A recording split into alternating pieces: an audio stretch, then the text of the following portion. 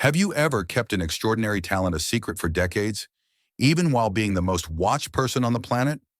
When renowned pianist Dmitri Volkov publicly humiliated Michael Jordan during a charity gala, the world expected yet another case of a celebrity out of his element.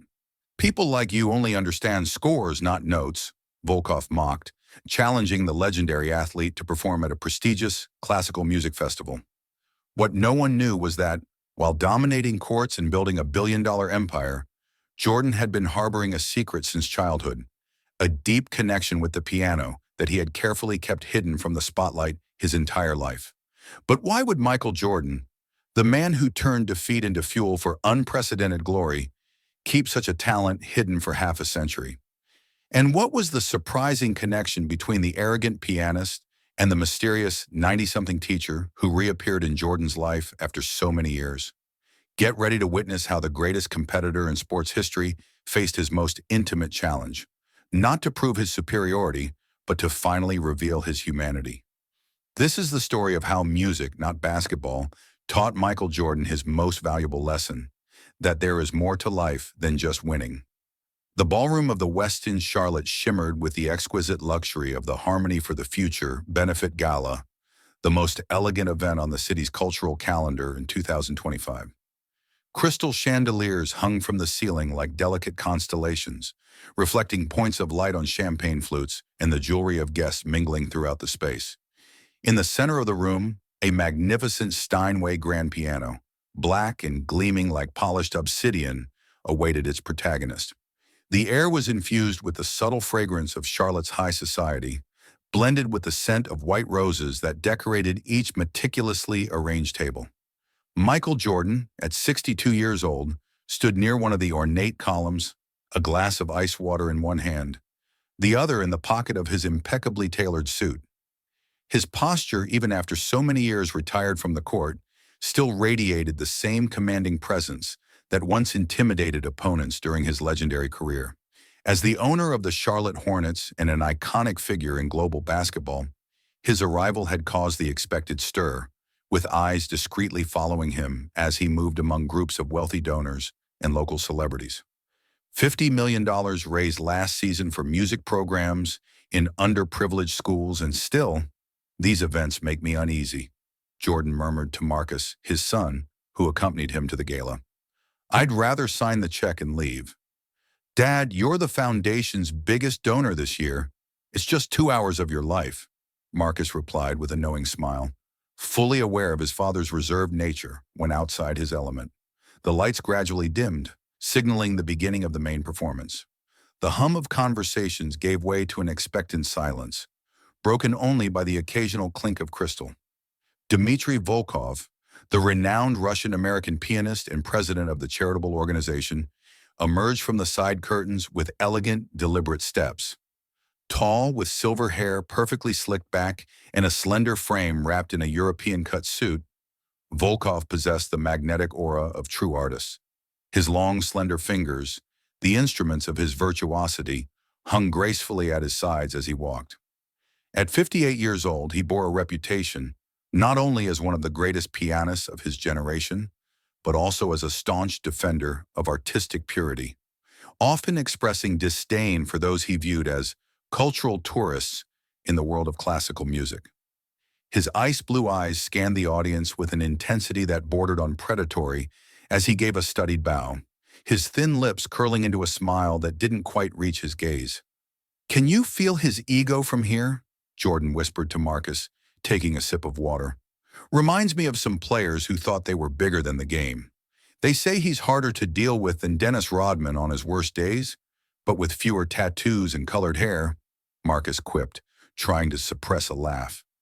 Volkov sat at the piano with the fluidity of someone reclaiming their natural throne, adjusted the bench imperceptibly, and, without any verbal introduction, plunged into a breathtaking interpretation of Rachmaninoff.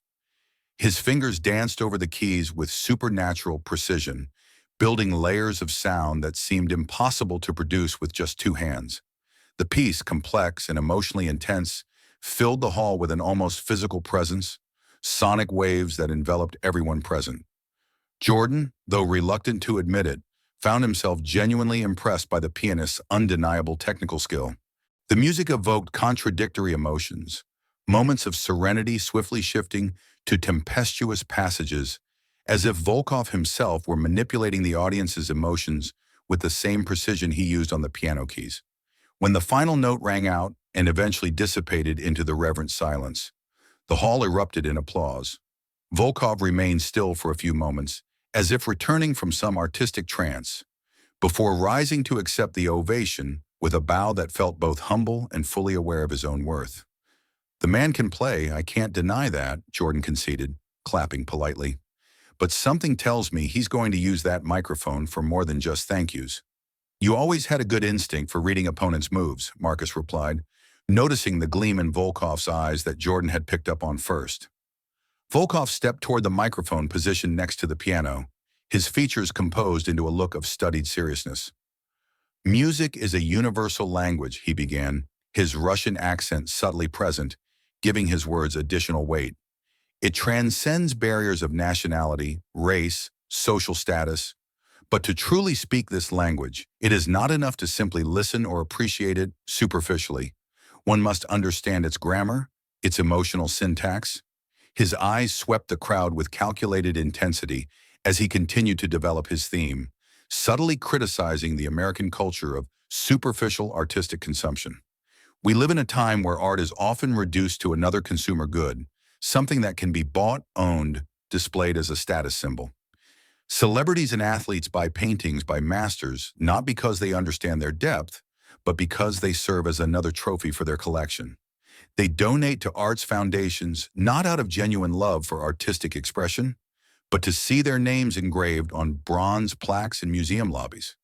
The tension in the room grew palpable, discomfort evident in the glances exchanged among guests, many of whom fit precisely into the categories Volkov was criticizing. "He's setting the stage to attack someone," Jordan murmured, instinctively sensing what was coming. "And the way his eyes keep drifting to this side of the room, I've got a hunch who the target's going to be." "Want to leave now before it gets more awkward?" Marcus suggested, realizing where the situation was heading. The pianist made a strategic pause, his eyes finally locking directly onto Jordan with the precision of a predator who had found his prey. A thin, calculated smile appeared on his lips before he continued. "I see we have the honor of Mr. Michael Jordan's presence tonight," Volkov announced, his voice taking on a tone of false cordiality. The spotlights, as if obeying an invisible command, shifted to illuminate Jordan, who remained impassive. Decades of public scrutiny had gifted him the ability to maintain a neutral expression even under intense pressure. The crowd turned almost in unison, hundreds of eyes now fixed on the legendary athlete who had suddenly been placed under the spotlight, literally and figuratively. Jordan froze momentarily, his glass of water suspended halfway to his lips, his eyes meeting Volkov's in a silent confrontation that evoked memories of duels on basketball courts, though in a completely different battlefield. "Here we go," Jordan whispered to himself, keeping a diplomatic smile as he set the glass down on a nearby table. "Just like the old days, someone trying to provoke me in hopes of getting their 15 minutes of fame. Tell me, Mr. Jordan," Volkov continued, clearly savoring the moment, "you, who have won championships, who have sold millions of pairs of shoes, who built an empire on your ability to put a ball through a hoop, have you ever created something not designed to win or profit? Have you ever produced something whose sole purpose was to move the human soul?" The silence that followed was dense, charged with the electric tension of an unexpected public confrontation. All around, smartphones emerged like sudden flowers in a field, aimed to capture the moment a sports legend was publicly challenged in territory not his own. Live streams began instantly, amplifying the moment far beyond the ballroom's walls, turning it into a global spectacle within seconds. "Basketball, when played at the highest level, transcends sport and becomes art," Jordan replied calmly, his voice carrying the quiet authority that had characterized his rare interviews in recent years. "There is beauty in athletic perfection, just as there is in music." "Clever diplomatic answer, Mr. Jordan," Volkov retorted with a condescending smile, his eyes revealing he was not satisfied with the dodge. "But that's not what I asked. I'm talking about true artistic expression, creation that comes from the soul, not from competition or marketing. The temperature in the room seemed to rise several degrees. Guests remained motionless, witnesses to an unexpected cultural clash between two titans from different worlds. Marcus stepped forward protectively, but Jordan stopped him with a subtle gesture. This was the kind of challenge Jordan had always faced alone, whether on NBA courts or now, in this unexpected cultural battlefield. His mind quickly calculated the implications of every possible response, decades of media experience and public confrontations informing his strategy. Before he could craft a more substantive reply, Volkov continued, clearly determined to maintain control of the narrative and push the confrontation to its planned climax.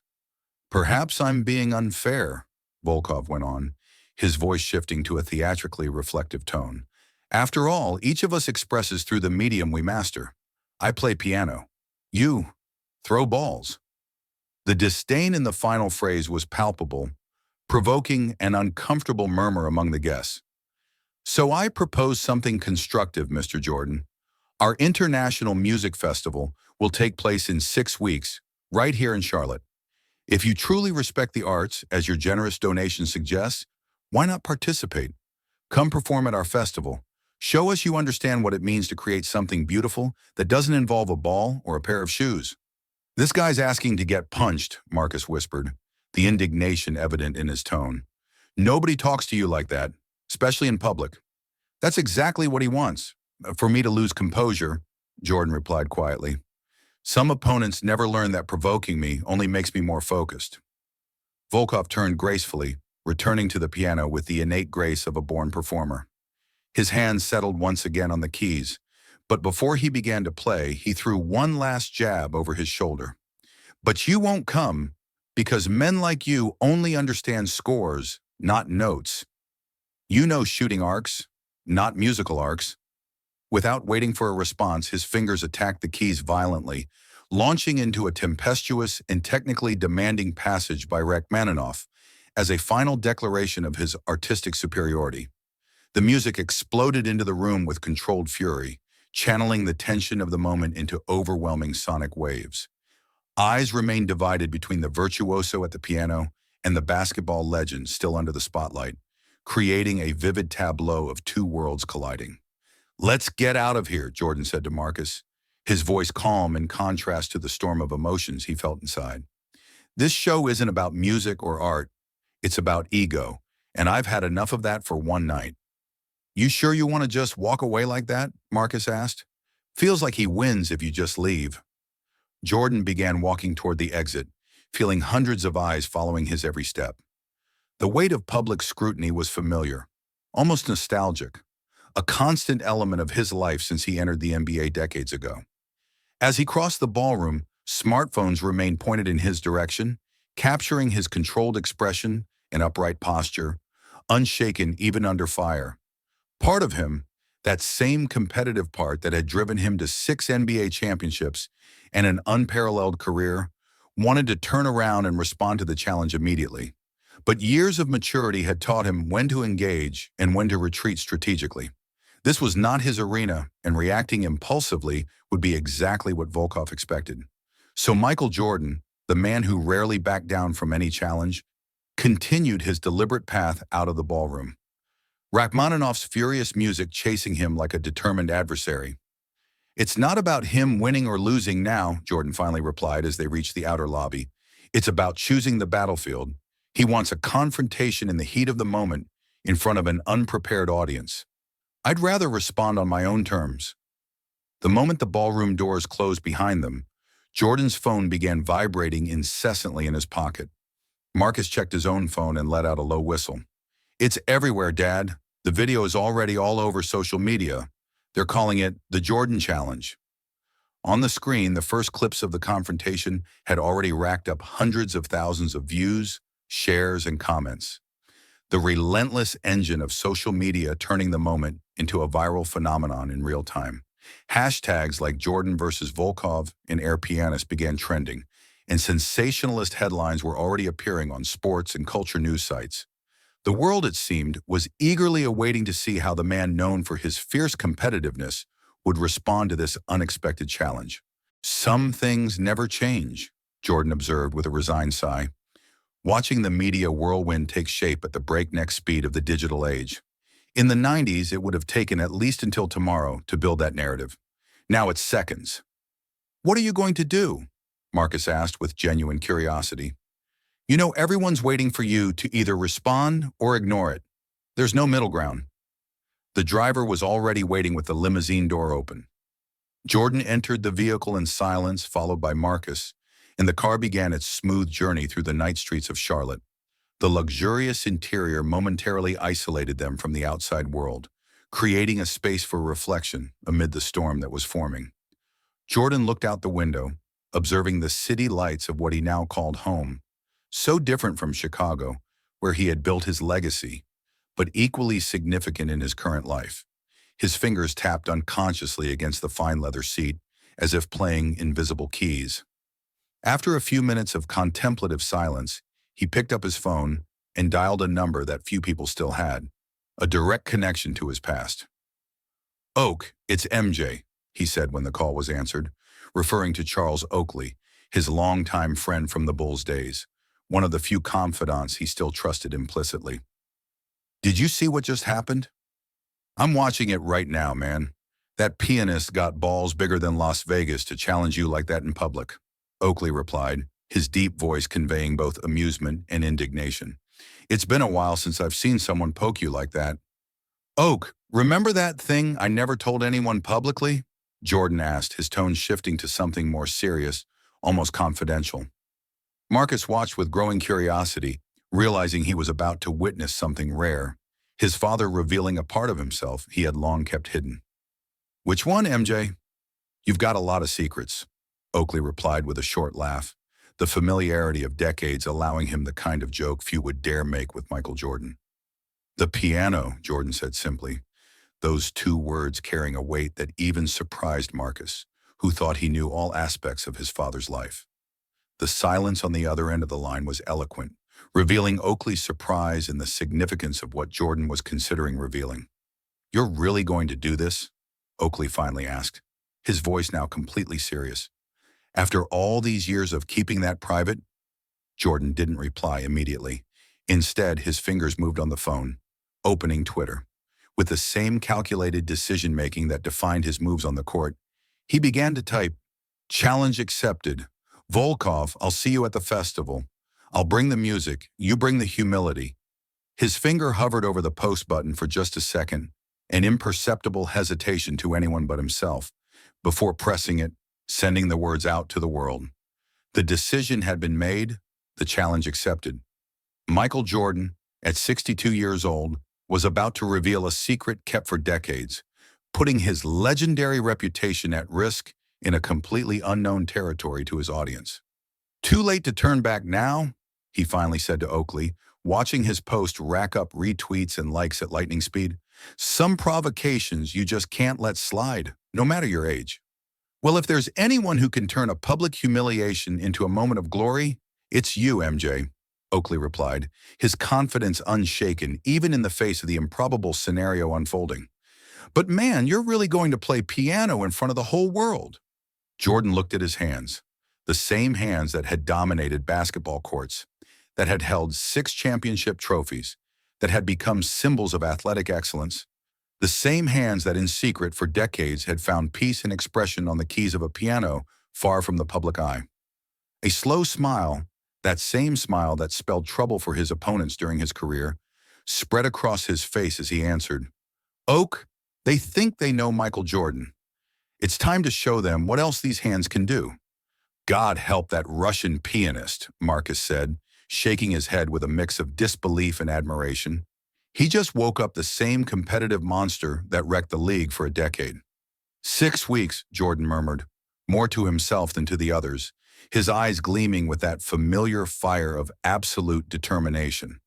6 weeks to show Dmitri Volkov and the world that Michael Jordan never, ever backs down from a challenge, no matter what the game is. Charlotte's morning erupted with the kind of media frenzy the city hadn't seen since the Hornets nearly reached the NBA Finals years ago. On television screens across the city, Michael Jordan's face dominated every sports news channel, morning tabloid, and talk show. The contrast was surreal. Iconic images of Jordan soaring over defenders on the court juxtaposed with digital graphics showing him seated at a piano. ESPN dedicated an entire segment to the key duel, with a panel of experts heatedly debating whether the greatest basketball player of all time truly possessed secret musical skills or had simply taken Volkov's bait in a moment of wounded pride. First Take featured Stephen A. Smith in his most animated form. We're talking about Michael Jeffrey Jordan. The man won 6 NBA titles, 5 MVPs, took down the Utah Jazz with a 102-degree fever, and now we're asking if he can play Mary Had a Little Lamb on the piano? It's outrageous to even suggest he's bluffing. On another channel, cultural commentators analyze the showdown as a symbol of the old divide between popular and classical culture, while TMZ was already speculating on million-dollar bets in Las Vegas over whether Jordan would complete the challenge or back out. On social media, the hashtag Piano Mike held the top spot in global trending topics, closely followed by Pianist and Jordan versus Volkov. Creative memes multiplied exponentially. Jordan shooting musical notes into hoops, his iconic free throw line dunk recreated with him soaring over a giant keyboard, his face photoshopped onto the bodies of Mozart, Beethoven, and Liberace. The internet buzzed with conspiracy theories about Jordan having secretly studied at Juilliard during his mysterious retirements, while deepfake videos of him performing virtuosic concertos were already racking up millions of views. They really have no idea, do they? Jordan muttered to himself, swiping his finger across the iPad screen, scrolling through the flood of opinions and speculation about his hidden talents. 27 years keeping this secret, and now the whole world is obsessed. And that's exactly why we need to issue an official statement immediately, insisted Derek Phillips, head of public relations for the Hornets, standing in front of the franchise's executive boardroom's impressive mahogany conference table. The narrative is out of control. The boardroom on the 30th floor of the Charlotte Hornets headquarters offered a panoramic view of the city Jordan now called home. The oval table seated 12 high-level executives, all impeccably dressed and visibly tense, their coffee cups virtually untouched as they contemplated the potential ramifications of their boss's impulsive decision. Screens on the walls displayed headlines and real-time social media engagement metrics, updating every few seconds with staggering new numbers. Jordan sat at the head of the table, his casual outfit, dark jeans and a polo shirt with the Jumpman logo, contrasting with the formal suits surrounding him. His relaxed posture and unreadable expression masked the inner turmoil and excitement he'd felt since posting his response to the challenge. The floor-to-ceiling windows let in the golden morning light, illuminating each person's face, revealing lines of worry and confusion. None of them, not even his closest confidants among the executives, had ever imagined they'd be discussing their boss's piano skills in an emergency corporate meeting. The atmosphere teetered between the absurd and the serious, a reminder of how Jordan's life had always operated in a reality slightly skewed from the ordinary. "Michael, think about the implications for the brand," argued Jessica Winters, the chief marketing executive, sliding a folder with preliminary projections toward him. "Your name, your image, they represent unquestionable excellence. A mediocre performance could impact brand evaluations by up to 15%. "Do you really think I'm going out there to make a fool of myself?" Jordan asked, a flicker of that familiar competitive fire lighting up his eyes. "When have you ever seen me walk into any arena unprepared to dominate?" Alan Thompson, his longtime agent, leaned forward, his 72 years weighted with the experience of having navigated countless crises and opportunities alongside Jordan. With a measured but urgent tone, he voiced what many in the room were thinking. "Michael, this could damage your image if it doesn't go well. You've built an impeccable legacy over 40 years. Why risk it all over the taunts of an arrogant pianist?" Alan leaned back, adjusting his tortoiseshell frame glasses. "We can spin this into a social media joke, make a significant donation to music education, and move on. No one expects you to actually get up on that stage in 6 weeks." Jordan slowly swiveled in his chair, looking at each face around the table. He saw the genuine concern in their eyes, not just for the potential financial damage, but for him personally. These were people who had tied their careers to his vision, who believed in his leadership. He felt a twinge of guilt for not having shared this part of himself with them, this secret that now potentially affected everyone in the room. With an almost imperceptible sigh, Jordan stood up and walked to the window, gazing out over the city below. The silence in the room was palpable, everyone waiting for his answer. When he finally spoke, his voice carried that same calm determination that reporters and teammates had known for decades. "Because at 62, there are still things people don't know about me," Jordan replied, still looking toward the Charlotte skyline.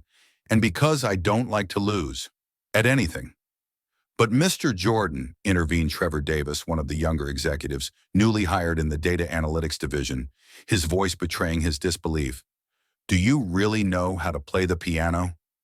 Jordan turned to face the young executive, a mysterious smile slowly forming on his face. That same confident smile that photographers had captured before decisive shots, impossible dunks, and moments that defined an era. It was the smile that had made opponents feel chills, the silent omen that Michael Jordan was about to show, once again, why he was considered the greatest of all time. Without responding verbally, he simply kept his gaze fixed on the young executive, letting the smile speak for itself. The silence in the room became deafening. "My God," Davis whispered almost inaudibly, finally understanding. "He really knows." The night was falling over Charlotte as Jordan maneuvered his custom Porsche 911 GT3 through the tree-lined streets of Myers Park, one of the oldest and most elegant neighborhoods in the city. The century-old trees formed a canopy over the asphalt, their shadows dancing on the car's hood as he slowed down, carefully watching the house numbers. It had been 5 years since his last visit, but the memory guided him precisely through these quiet and exclusive streets.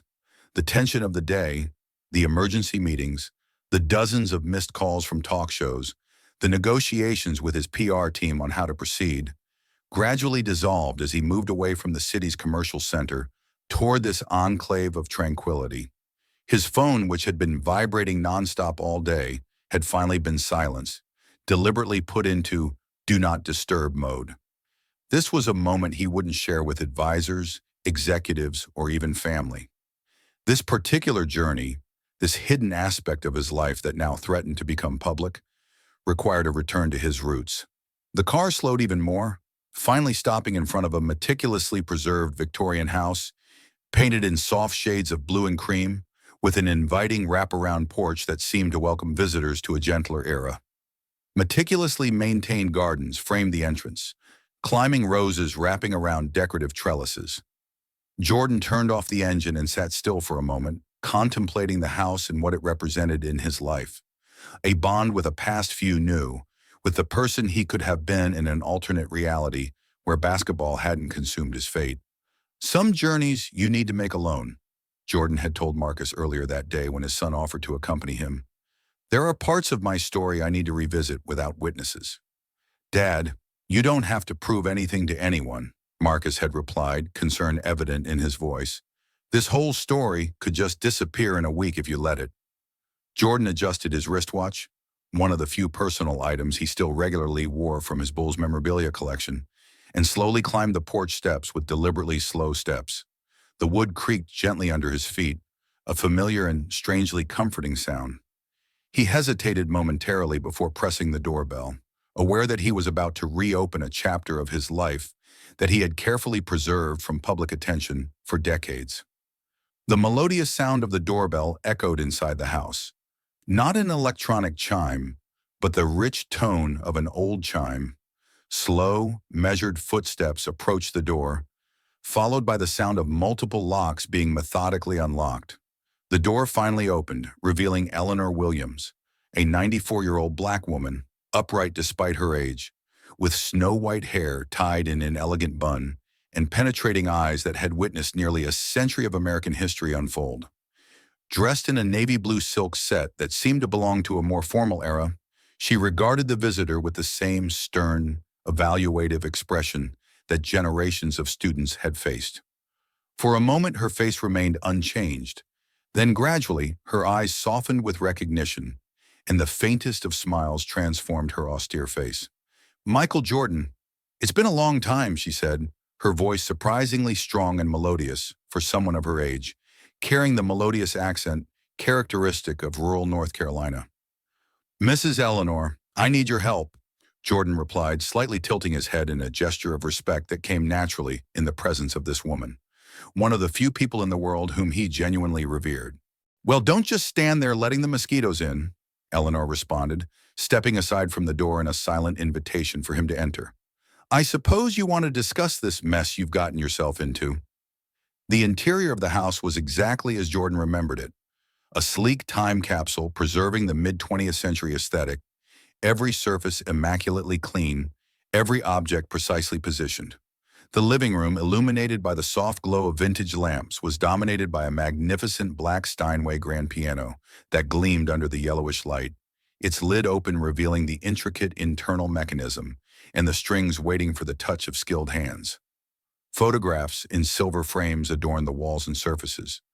Eleanor with students over the decades, alongside renowned musicians, receiving recognition for her contribution to music education.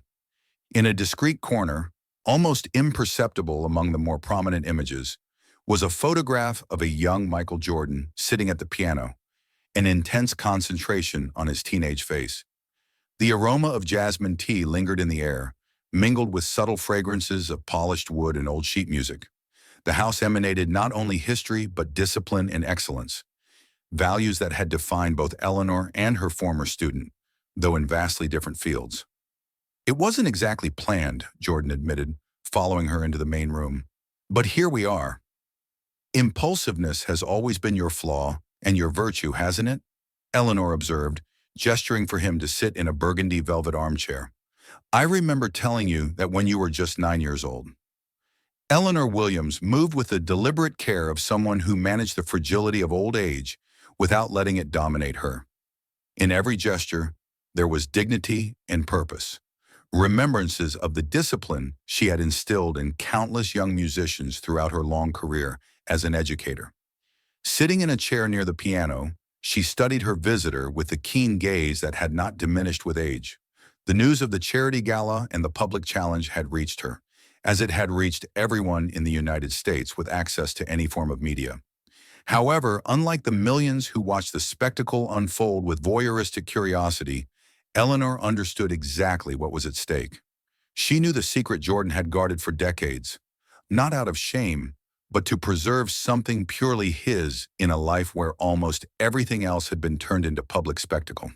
"I heard about your little challenge on all the news channels," she said, tilting her head slightly. "Are you sure you want to reveal this secret now? After all these years?" "Do you follow sports news, Mrs. Eleanor?" Jordan asked, a smile playing on his lips, fully aware that his former teacher kept herself surprisingly up to date on his career, even insisting she didn't care about children's games. "Foolishness is foolishness, whether on basketball courts or concert halls," she replied with a slight raise of her eyebrow. "And it seems you've found an opponent as proud as yourself." Jordan stood up and walked slowly toward the piano, his fingers lightly brushing the polished surface in an almost reverent gesture. A vivid memory surfaced, his teenage fingers aching after hours of practice, Eleanor's firm voice correcting his posture, demanding precision, discipline, and above all, feeling. These same hands that would later grasp basketballs with supernatural skill had first learned grace and control on these black and white keys.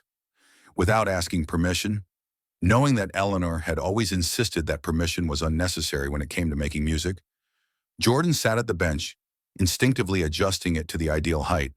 His back straightened automatically, shoulders relaxed but controlled, feet positioned exactly as Eleanor had taught so many decades ago. His hands hovered momentarily over the keys, as if reintroducing themselves to old friends. "I think it's time," he said simply, before his fingers found the keys with surprising confidence. The first notes of Balm in Gilead, a black spiritual that Eleanor had taught him during his earliest lessons, filled the room with crystalline clarity. The melody was simultaneously simple and profound, carrying the weight of generations of hope and suffering. Jordan played with a competence that defied the notion that this was a secret hobby. Each note precise, each transition smooth, every dynamic respected. There was no virtuosic technique of a professional concert pianist, certainly, but there was something possibly more valuable: genuine authenticity and emotional connection with the music. His hands moved with the same fluidity they once exhibited as they floated toward the basket, turning movement into art. For someone supposedly an amateur, his performance was remarkably secure, revealing years of consistent practice away from the public eye. As he played, Jordan's face, usually a carefully controlled mask in public, relaxed into an expression of serene concentration that few, except Eleanor, had ever witnessed. "You've kept practicing all these years," Eleanor remarked as the last notes dissolved into silence, her tone blending surprise and approval, her eyes shining with something close to maternal pride. "It's my refuge," Jordan confessed, his hands still resting lightly on the keys. "In the 90s, during the peak with the Bulls, I set up a grand piano in my hotel room during the 1998 finals. It was my way of relaxing and focusing during those intense weeks. 6 games against the Utah Jazz and you playing Chopin during the breaks," Eleanor added, revealing that she had always known more about his life than she let on. "I read about the piano in the hotel room years later. Journalists thought it was just a celebrity whim. Since then, I've always had a piano wherever I live," Jordan continued, softly playing a few notes as he spoke. "I have a Bösendorfer Imperial at my lake house that has never appeared in any decor magazine or house tour." The memory of his childhood surfaced vividly in his mind as he continued to play softly. Random snippets of pieces that had stayed with him for decades. He saw himself again at 8 years old, sitting beside his mother Dolores on a church bench in Wilmington, watching in fascination as the organist's hands seemed to fly over the keys and pedals. "I want to do that," he had impulsively declared on the way home, and his mother, always determined that her children would have opportunities she hadn't, had immediately started looking for piano lessons. Dolores Jordan firmly believed that all her children should have a musical education, insisting it was as essential as math or reading for developing well-rounded minds. James, Larry, Rosalind, and Dolores Jr. all started lessons, but gradually gave up the instrument, drawn to other interests or discouraged by the solitary hours of practice required. Michael, however, not only displayed natural talent, but also the same stubborn determination that would later define him as an athlete. "Basketball took over, but I never completely abandoned the piano," Jordan explained, interrupting his reminiscence. "On trips, hotels, I always looked for a piano. It was the only thing in my life I kept completely private, even during the days of The Last Dance." "Did you know your producers reached out to me?" Eleanor revealed, surprising Jordan. "They wanted me to talk about young Michael Jordan as my student. I refused. Some stories aren't for public consumption." "Thanks for that," Jordan responded sincerely, true gratitude in his voice. "It was important to have something that was just mine, especially during those years when everything else about my life was being dissected by the media." Eleanor slowly stood up, leaning on her hand-carved cane as she approached the piano. With the critical eye of a teacher who had never lowered her standards, she observed Jordan's posture, the position of his fingers, the tension in his shoulders. Without asking permission, she slightly adjusted his elbows, a gesture so familiar that they both smiled simultaneously at the shared memory. Jordan continued playing as she spoke, transitioning into a Chopin prelude that had always been one of her favorites, a nonverbal gift of recognition for the role she had played in his life. "That Volkov is right about one thing," Eleanor finally said, her voice taking on the pragmatic tone Jordan knew so well. "You're not ready for a festival of that level, but we can work on it." 6 weeks isn't much time," Jordan remarked, executing a particularly complex passage with intense focus, his brow furrowed, just like when he studied basketball plays. "Especially considering how long it's been since I played seriously." "Michael, I taught children to play Mozart in less time than that," Eleanor replied, a challenging glint in her eyes. "And you're not just any student, you're Michael Jordan." Eleanor walked with measured steps to an old bookshelf in the corner of the room, her deliberate movements masking the frailty she refused to acknowledge. From a lower drawer, she pulled out a worn leather folder, its edges frayed from constant handling over the decades. She held it with reverence, as though it contained not just sheets of paper, but long-held memories and promises. Returning to the piano, she carefully opened the folder, revealing yellowed sheet music covered with handwritten musical notations in ink that had faded to a soft sepia. There were annotations in the margins, some in English, others in Russian, suggesting a lineage of knowledge passed down through generations of musicians. Jordan looked at the pages with genuine curiosity, realizing he was being introduced to something of deep personal significance to his former mentor. "There's a piece I reserved for you, The Rising Spirit," Eleanor explained, her fingers lightly tracing the notes on the paper. "My teacher composed it for me, and I've kept it for the right student." "Why didn't you ever show this to me before?" Jordan asked, studying the complex musical notations, the blend of classical techniques with influences of jazz and spirituals that characterize the unique composition. Eleanor smiled, that rare and full smile that few had the privilege of witnessing, her face momentarily transforming into the young teacher Jordan remembered from his childhood. "Because you weren't ready yet, Michael. Some songs can only be played when life has taught you enough to understand them." The first notes of The Rising Spirit began to flow under Eleanor's skilled fingers, and Jordan closed his eyes, letting himself be absorbed by the complex and emotionally resonant melody. The piece began almost like a lament, deep notes establishing a foundation of struggle and resistance, gradually transforming into an inspiring rise that evoked overcoming and triumph. One could clearly hear the influence of African American spirituals, intertwined with elements of European classical music, a unique fusion that transcended simple categories, just as Eleanor herself had done in her remarkable career as a Black classical pianist in an era of institutionalized discrimination.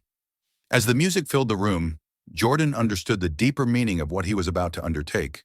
Not just a challenge to an arrogant pianist, not just a public revelation of a hidden talent, but a connection to a cultural and artistic lineage that resonated with his own journey of overcoming obstacles and redefining imposed limitations.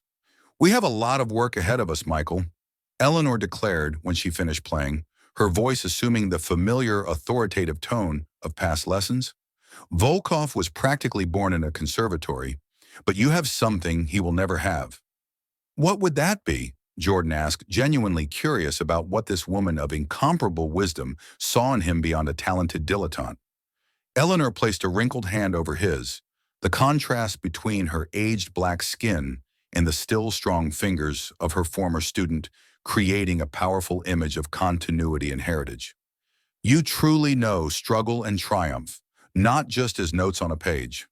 And that, my dear, is what turns technique into music."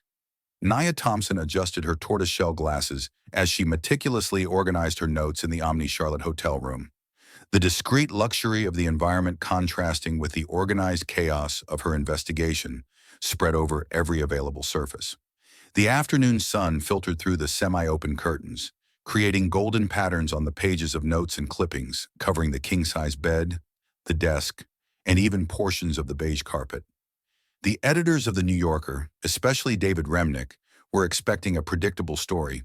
The arrogant former athlete humiliated while trying to break into the sophisticated world of classical music, a narrative that fit perfectly into the prevailing cultural cynicism surrounding celebrities trying to transcend their original fields of fame. Remnick had even reserved 6 full pages in the upcoming issue, practically a statement of intent regarding the importance he attributed to this definitive study on the hubris of celebrities, as he had described it in his latest email. But Nia's journalistic instinct, sharpened by a decade of covering the music scene for prestigious publications like Gramophone, BBC Music Magazine, and finally The New Yorker, wouldn't let her easily accept this ready-made narrative. Something about the timing, the nature of the challenge, Jordan's unusual reaction to a public provocation, all of it told her that there was a much deeper story waiting to be uncovered. "It's like everyone is determined to believe that Michael Jordan can't have dimensions beyond the ones we already know," she murmured to herself, organizing her discoveries chronologically as she took another sip from the now cold coffee in a hotel mug. "But complex people rarely fit into the neat boxes we build for them, especially those who have lived under public scrutiny for 4 decades. The question isn't whether Jordan can play the piano, but why, after 50 years of relentless public scrutiny, with exhaustive biographies, Detailed documentaries and journalists following every aspect of his life. This specific aspect remained completely hidden, she thought, circling a specific date in her timeline that seemed particularly significant. 1976, the year when her first concrete evidence pointed to a connection between Jordan and the piano. The large atrium of the Wilmington Public Library, with its neo-Georgian style and vaulted ceiling adorned with historical murals of North Carolina, held a reverent quiet that Nia always associated with deep investigations and meaningful discoveries. The characteristic smell of old paper and polished wood evoked comfortable memories of her graduate years at Columbia School of Journalism. Sitting under one of the brass desk lamps in the historical archives section, Nia carefully turned the yellowed and time-worn pages of the Wilmington Morning Star from March 1976, delicately using the white cotton gloves provided by the library. The elderly librarian, Mrs. Harrison, as indicated by her faded name tag, occasionally cast curious glances at her from above the half-moon glasses hanging from a silver chain around her neck. Clearly intrigued by the young journalist who had spent 2 full days methodically examining microfilms and preserved editions that rarely saw visitors beyond the occasional local historian. "Looking for something specific, dear?" asked Mrs. Harrison during one of her rounds through the section, her curiosity finally overcoming professional protocol. "We rarely see anyone so dedicated to these old editions." "I'm researching for a profile on Michael Jordan," Nia explained with a polite smile, deliberately vague. "Looking for original angles on his formative years here in Wilmington." "Ah, the boy Jordan," the librarian replied with that familiarity characteristic of small communities with their famous children. "Everyone here has a story about him now, of course. But back then, he was just another talented boy. Though Mrs. Jordan, Dolores, you know, always insisted he was special in many ways." It was at the end of the second day of research, when her eyes were already burning from the continuous effort of deciphering faded typography on aged paper, that she finally found, almost lost among local store ads and news about the American Bicentennial celebration, a small note in the community section announcing a spring school recital at Emsley A. Laney High School, accompanied by a grainy photograph showing about 20 students gathered around an upright piano in the school's auditorium. In the third row, partially obscured but unmistakable to anyone familiar with his features, was a teenage Michael Jordan, tall and slender, discreetly identified in the caption as one of the participants in the musical event. It wasn't conclusive or especially revealing evidence in itself, but it represented the first tangible confirmation of a connection between Jordan and the piano that predated the current challenge by decades. A seemingly insignificant fragment that opened intriguing possibilities for further investigation. "First piece of the puzzle found," she whispered, feeling that familiar pulse acceleration and heightened mental clarity that always accompanied significant discoveries. A state some journalists described as ink blood in the veins. Every great profile starts with an apparently insignificant detail that everyone else missed, that small opening that eventually reveals the real story hidden beneath the accepted narrative. If he played piano in his teens, who taught him? Why did he continue, or why did he stop? And more intriguingly, why has absolutely no one in all the dozens of biographies, documentaries, and exhaustive profiles ever mentioned this aspect of his life? She thought, quickly formulating a mental list of next investigative steps while meticulously photographing the article with her state-of-the-art smartphone. The Wilmington Baptist Church, a brick building with colorful stained glass windows and a modest bell tower, remained virtually unchanged since the 1970s, a monument to continuity in a world of constant change. The polished oak pews worn by generations of faithful, the slightly faded red carpet down the central aisle, the intricately carved pulpit adorned with vine and wheat motifs, everything exuded a sense of permanence and tradition that Nia found comforting in a way that surprised her urban, secular sensibilities. Wearing a discreet navy blue outfit that could easily pass for appropriate Sunday attire, she arrived purposefully early for the Wednesday service, armed with a small leather-bound notebook that could easily pass for a prayer or Bible study journal. During the service, she carefully observed the congregation, identifying older members whose decades of belonging to that community might offer valuable memories of the Jordans. "You're new here, aren't you, dear?" asked an elegantly dressed African-American woman when Nia joined the flow of people heading to the fellowship hall after the service. "I'm Martha Campbell. I always like to welcome new faces." "Nia Thompson. Actually, I'm just visiting," she replied with a friendly smile, presenting herself as a journalist researching musical influences in African-American religious communities for a cultural article, a half-truth carefully crafted to open doors without fully revealing her intentions. Among cups of coffee served in antique china and homemade cookies arranged on ornate silver trays, Nia skillfully navigated the conversations, gradually steering them toward notable families in the congregation and finally toward the Jordans. It was then that Martha introduced her to an 87-year-old deaconess, Mrs. Gladys Porter, whose eyes, framed by deep wrinkles, immediately lit up when the name Jordan was mentioned. "Oh, Dolores was so dedicated to her children's musical education," Mrs. Porter recalled, adjusting her church hat as she settled more comfortably in the cushioned chair. "James wasn't so convinced.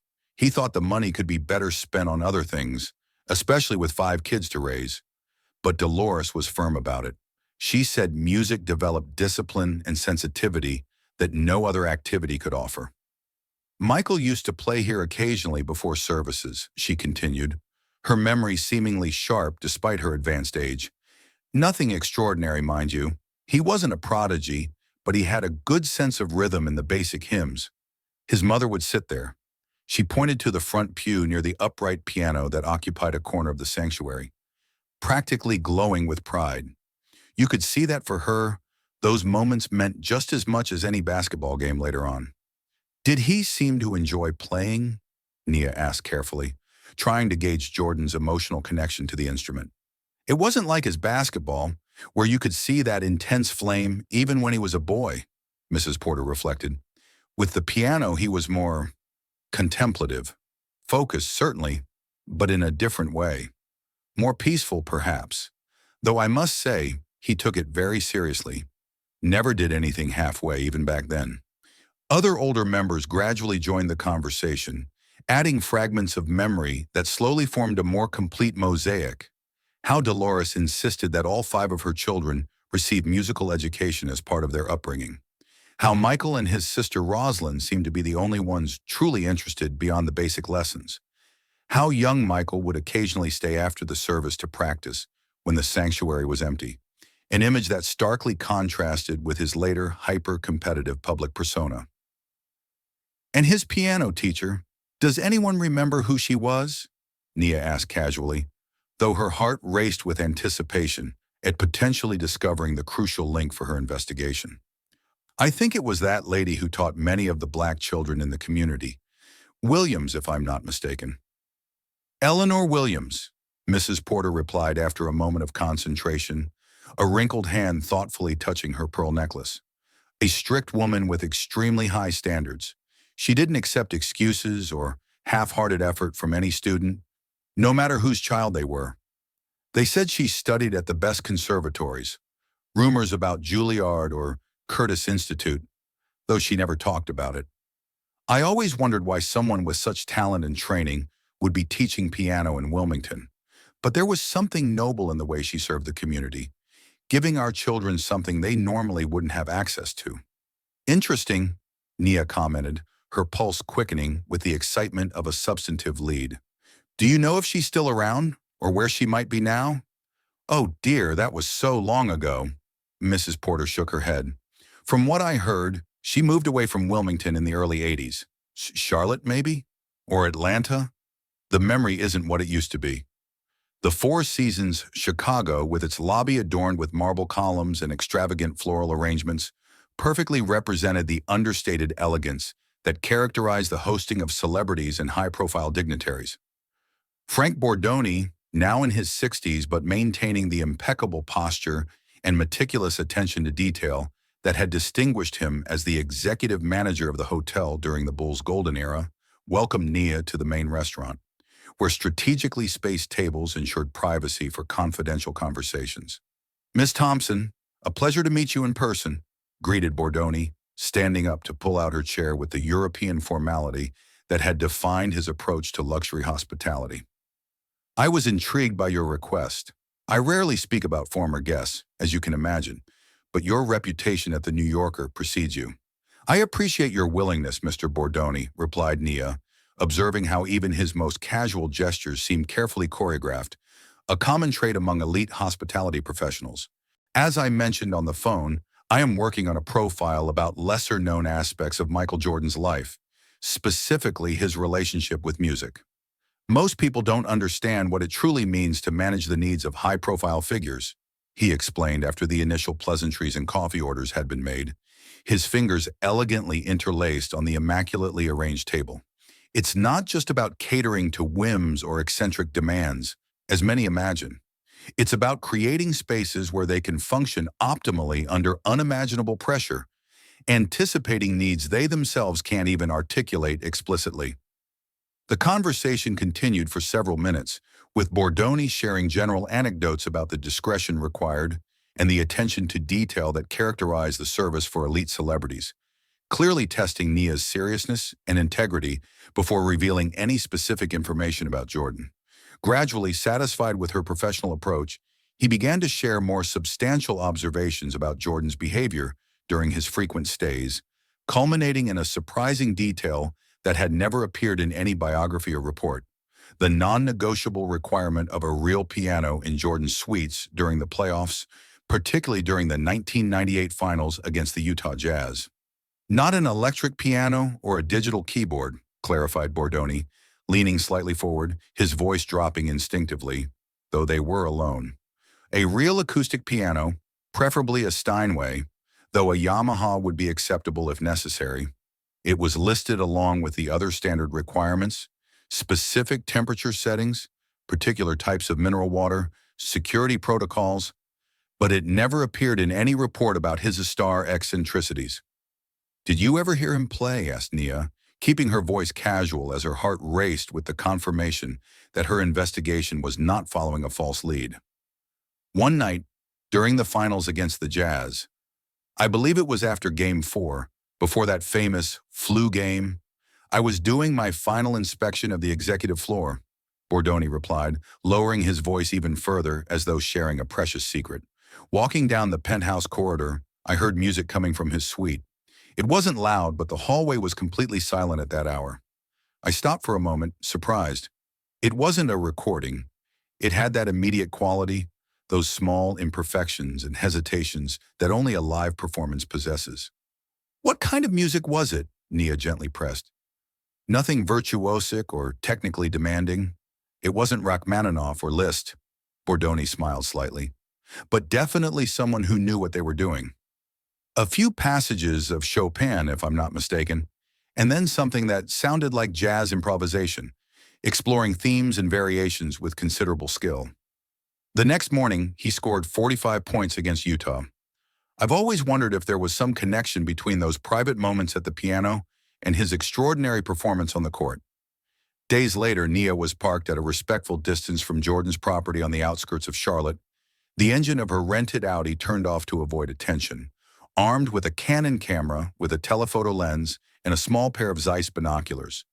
The residence, though impressive in scale and design, was surprisingly discreet compared to the ostentatious mansions often associated with sports celebrities, its architectural elegance complementing rather than dominating the wooded landscape around it.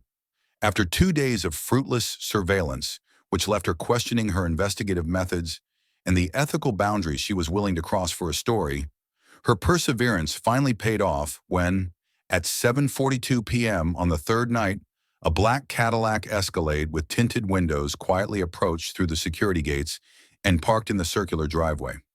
The driver, a middle-aged man with a military posture, circled the vehicle to open the rear door, from which emerged a figure who immediately captured Nia's attention. An elderly woman, clearly in her 90s, but maintaining an impressive dignity in her erect posture as she accepted the arm offered for assistance. Even at a distance, the match with the descriptions Nia had collected was unmistakable. Eleanor Williams, now in the final stage of a long life, yet carrying herself with the same authority that had impressed musical communities for decades. The driver retrieved an elegant ebony cane with silver detailing from the vehicle, handing it to the lady before carefully escorting her to the front entrance, where they were greeted by a member of the domestic staff who had opened the door. The library-turned-music room in Jordan's mansion in Charlotte glowed under the soft morning light. A black Steinway grand piano dominated the space, its gleaming surface reflecting the first rays of sunlight streaming through the wide windows. Michael Jordan was already seated at the piano at 5:30 a.m., wearing sweatpants and a simple Jordan brand t-shirt, his fingers moving methodically over the keys. 3 weeks before the International Music Festival, his practice regimen had dramatically intensified. The man once known for his legendary work ethic on the court now channeled that same obsessive dedication into the piano, frequently practicing before dawn, returning between appointments during the day, and continuing into the late hours of the night.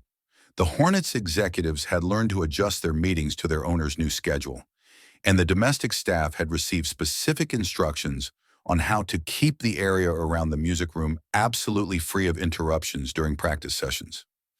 Eleanor Williams visited 5 times a week, her precise critiques and demanding guidance, reminding everyone who witnessed the sessions of the dynamic Jordan had shared with his former coach, Phil Jackson. Mutual respect forged through shared excellence and unwavering expectations. The walls had recently been decorated with detailed notes about the rising spirit, diagrams of the most complex progressions of the piece, technical reminders written with the same meticulousness that Jordan had applied to basketball playbooks during his career.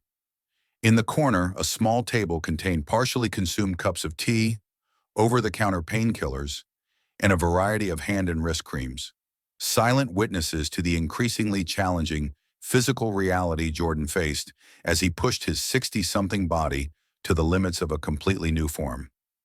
"Still not flowing right," Jordan murmured to himself, interrupting a particularly complex passage to repeat it again.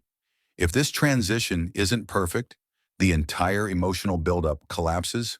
It's not just technical, it's musical storytelling, he thought, recalling Eleanor's words.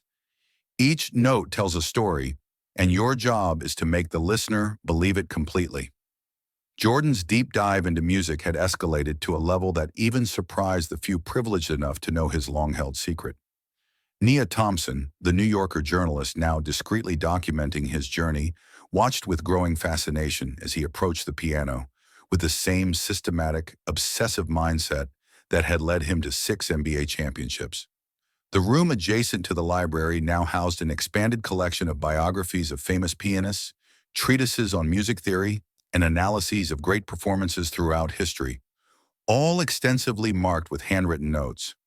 Recordings from previous sessions were studied meticulously at night, with Jordan often requesting side-by-side comparisons of different approaches to the same passages.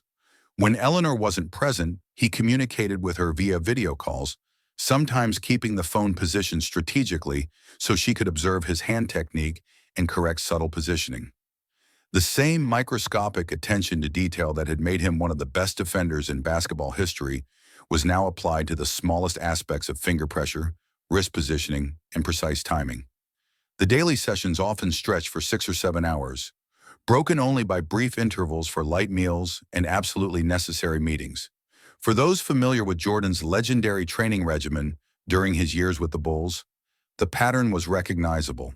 The total immersion that preceded major challenges, the unwavering determination to master every aspect of the task at hand, regardless of the physical or mental cost. The difference between good and great isn't in the big moves, but in the small details no one else would notice, Jordan explained to Nia during a brief break, wiping the sweat from his forehead with a towel. In basketball, it could be the exact angle of the wrist on a shot or the precise placement of the pivot foot. On the piano, it's the subtle pressure of the middle finger or the way you release a key. That's why so few achieve true greatness in any field, Nia replied, noticing how his eyes kept returning to the keyboard even during their conversation. Most people aren't willing to obsess over the invisible details. The physical transformation Jordan was undergoing was subtle, but significant. The hands that had shattered NBA records were now developing new calluses at the tips of his fingers. The forearm muscles were adjusting to different patterns of exertion, while his shoulders were learning to maintain a posture distinct from what they had known on the courts. More notably, Jordan's expression during piano sessions revealed a look rarely seen in his athletic career. Not the fierce intensity of competition, but a more contemplative, almost vulnerable quality. Eleanor had commented on this to Nia in a private conversation. In basketball, Michael dominated everything with sheer willpower. Music doesn't work like that. It demands surrender as much as mastery. He's learning to let the music flow through him, not just control it. The progress was undeniable. The same piece that had sounded technically competent but emotionally restrained in the early weeks was now gaining depth and nuance. In the passages that represented winter, the darker, more austere sections of The Rising Spirit, Jordan was able to evoke a sense of isolation and quiet contemplation that Eleanor described as surprisingly authentic. The transitions to the thawing sections, where the music gradually opened up to possibility and hope, still presented technical challenges. But even there, moments of genuine beauty emerged with increasing frequency. I'm starting to understand what you meant about music requiring a different kind of courage, Jordan said to Eleanor after a particularly intense session, flexing his fingers to relieve the tension. In basketball, courage was about facing fear and overcoming it with willpower. Here, it's almost the opposite. It's about being vulnerable enough to let something bigger than yourself manifest. Exactly, Michael, Eleanor replied with a rare smile of approval. The paradox of music is that you must master the technique completely just to forget it in the moment of performance. It's control and surrender simultaneously. It was during a particularly focused morning session, 3 weeks before the festival, that the moment everyone secretly feared finally occurred. Jordan was working on a challenging passage from The Rising Spirit, a sequence that required his right hand to execute a fast crossing motion while his left maintained a constant bass pattern. He had repeated the section at least 20 times that morning, gradually increasing speed and fluidity. Nothing in his expression indicated any problem beyond the usual concentration, until suddenly he interrupted the execution with a sharp, involuntary sound, his face briefly contorting into an expression that those who knew him well immediately recognized, the mask Jordan wore when he felt genuine pain, but refused to acknowledge it publicly. His right wrist had frozen in an uncomfortable position, his fingers tense on the keys as if a sudden spasm had occurred. For several seconds, he remained absolutely still, almost as if waiting for the pain to simply pass through sheer willpower. Only his eyes betrayed the intensity of the moment, a glimmer of frustration and quick calculation that those who had faced him on the court knew well, the expression of someone instantly assessing an obstacle and determining multiple potential paths around it. Shit, he finally murmured, massaging his right wrist with his left hand, a careful movement that tried to conceal the severity of the issue. It's nothing, just a reminder to warm up properly. Even now, you still try to hide the pain, he thought to himself, the internal voice strangely sounding like his old bull's physical trainer. Some things never change no matter how many years pass. Dr. Andrews, Jordan's personal doctor for over 2 decades, arrived at the mansion less than an hour after the incident. The music room doors remained closed during the examination, with only Eleanor and Nia present besides the doctor. The conversation inside the room was muffled, but Jordan's tone, initially argumentative, then resigned and finally determined, followed a familiar pattern for anyone who had seen him face injuries during his career. When the doors finally opened, Dr. Andrews stepped out first, his face professional yet concerned, followed by Jordan, whose right wrist was now wrapped in a support and compression bandage. The doctor was carrying his diagnostic equipment, and Jordan, in stark contrast to his usually dominant posture, seemed slightly diminished, as though the medical verdict had confirmed his worst fears. The mansion staff kept a respectful distance, recognizing the seriousness of the moment. Eleanor remained close to Jordan, her silent presence offering not sympathy, but the kind of stoic strength he clearly valued. Nia, keeping her promise to document the process without interfering, observed discreetly, her notebook temporarily forgotten as she absorbed the human dynamics unfolding before her. The diagnosis, when finally shared with the small inner circle, confirmed what many had suspected from the start of Jordan's journey at the piano. An old wrist injury from his playing days, exacerbated by hours of repetitive movements his body wasn't used to, had resurfaced at the worst possible time. Michael, I need to be absolutely clear about this, doctor. Andrews explained with the direct bluntness that was precisely why Jordan had kept him as his doctor for so many years. This is not just fatigue or temporary tension. There is significant inflammation of the tendon sheath and signs of stress in the carpal joints, likely reactivating that old injury from the 93 to 94 season. My medical recommendation is complete rest for the right wrist for at least 2 weeks, followed by gradual physical therapy. 2 weeks of complete rest is not an option, doctor, Jordan replied, his calm tone contrasting with the intensity in his eyes. The festival is in 3 weeks. We need a plan B that allows me to keep practicing. Do you want me to be honest, or do you want me to tell you what you want to hear? Dr. Andrews asked, well aware of the answer. Because honestly, continuing to practice intensely could turn this into something that requires surgical intervention. The silence that followed the diagnosis and the subsequent departure of the doctor had an almost tangible quality, dense with unspoken implications and decision paths branching in multiple directions. Jordan remained seated at the piano, his right hand, now bandaged, resting uselessly in his lap, his left occasionally pressing random keys in a distracted pattern that seemed more like an unconscious reflex than a deliberate effort. Eleanor had returned to her usual seat near the piano, her face inscrutable, though her posture had become slightly more upright, the same position Jordan remembered her assuming decades ago when they faced a particularly formidable challenge in their childhood lessons. Nia stood at a respectful distance, recognizing that this was a crisis moment that required space. The small group seemed frozen in a tableau of unrealized possibilities, each second of silence amplifying the weight of the obstacle now standing between Jordan and the challenge he had so publicly accepted. Finally, it was Eleanor who broke the silence, her voice carrying that characteristic mix of relentless pragmatism and unwavering faith in human potential that had guided generations of piano students. Well, she said, rising with a formidable dignity that not even 9 decades had diminished, it seems we need to modify our approach. It wouldn't be the first time we've adapted to the circumstances, would it, Michael? Are you suggesting that I go on with just my left hand, Mrs. Eleanor? Jordan asked, a slight smile appearing, despite the gravity of the situation. Even for me, that seems a bit ambitious. The history of music is full of pianists who overcame physical limitations far more severe than yours, young man, Eleanor replied, moving to the piano and sitting beside him. Ravel wrote his concerto for the left hand for Paul Wittgenstein, who had lost his right arm in World War I. The following hours witnessed a remarkable transformation in Eleanor's approach to Jordan's training. With impressive efficiency, she began to completely restructure his practice, developing specific exercises for the left hand that could gradually compensate for the temporary limitations of the right. As Jordan watched with increasing attention, Eleanor demonstrated unorthodox yet effective techniques, methods to create the illusion of harmonic fullness, even with reduced physical capacity, ways to redistribute crucial elements of the piece so the left hand could carry more of the expressive weight. The profound pedagogical knowledge accumulated over decades of teaching now emerged in creative solutions tailored specifically for this unique challenge.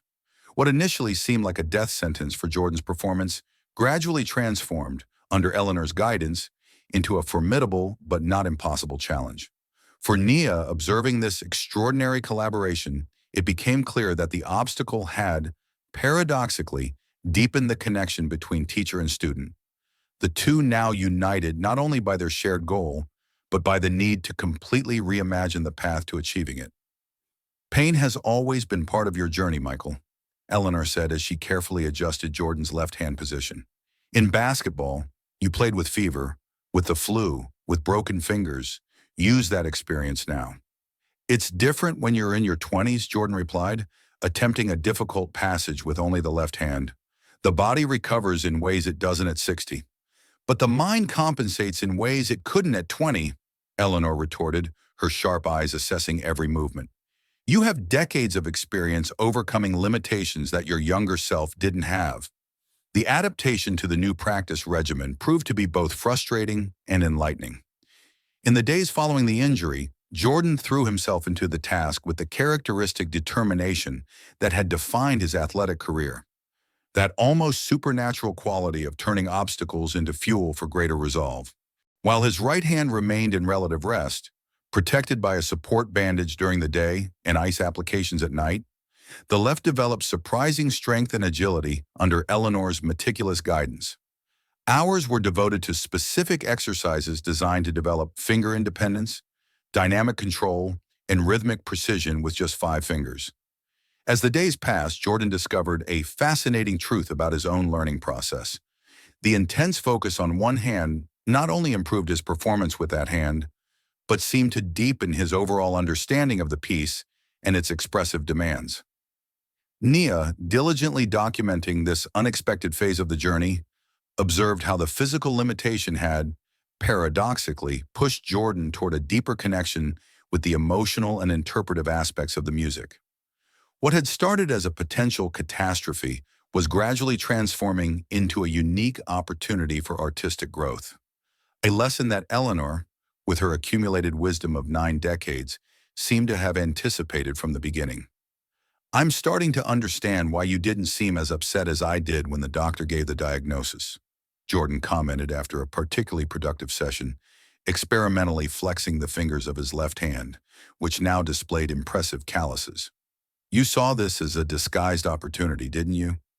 Technical obstacles often force us to find deeper musical solutions," Eleanor replied with a faint smile. "When we can't rely on mere mechanical execution, we are compelled to search for the true essence of music."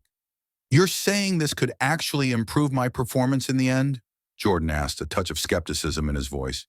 "I'm saying that great artists turn limitations into expression," Eleanor replied simply, adjusting her posture on the bench with characteristic dignity. "The question is not what you've lost, but what you will discover in the process of compensating for the loss." On one particularly late night, nearly 2 weeks after the injury, and with only 8 days left until the festival, the mansion was silent except for the occasional sounds of the piano coming from the library. Eleanor had left hours earlier, leaving Jordan with specific instructions to work on a particularly challenging passage that required complex octave jumps with the left hand. The full moon cast long shadows through the tall windows, creating a strange play of light and dark in the room that seemed to mirror the alternations between hope and frustration that characterized Jordan's mental state. His right wrist, although still bandaged, showed signs of gradual improvement, now allowing limited and controlled movements, carefully integrated into the practice under strict medical supervision. The piece under his fingers, a modified but surprisingly effective version of The Rising Spirit, had evolved into something that, though different from the originally planned interpretation, carried a peculiarly moving quality, as if the very struggle against physical limitation had infused the music with a new dimension of emotional authenticity. So focused was he on a particularly difficult section that he didn't immediately notice the presence of Jasmine, his daughter, standing silently in the doorway, observing with the contemplative expression she had inherited from him. Only when she moved slightly, the movement catching his peripheral vision, did Jordan interrupt his practice, looking up in momentary surprise. "How long have you been there?" he asked, rolling his shoulders to relieve the tension after hours at the piano. "Long enough to see that you're still the most stubborn person I've ever met," Jasmine replied, walking into the room with the quiet confidence she'd always displayed in the presence of her famous father.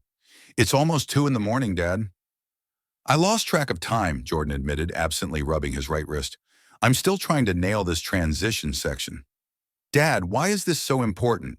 Jasmine asked directly, sitting in a nearby chair, her eyes studying his face with the sharp insight that often left him uncomfortably transparent. "You don't have anything to prove to anyone. 6 championship rings, 5 MVPs, your own global brand. Does the opinion of an arrogant pianist really matter that much?" "I'm not doing this to prove something to others," Jordan replied after a considerable pause, his fingers still resting lightly on the keys as if reluctant to fully break contact.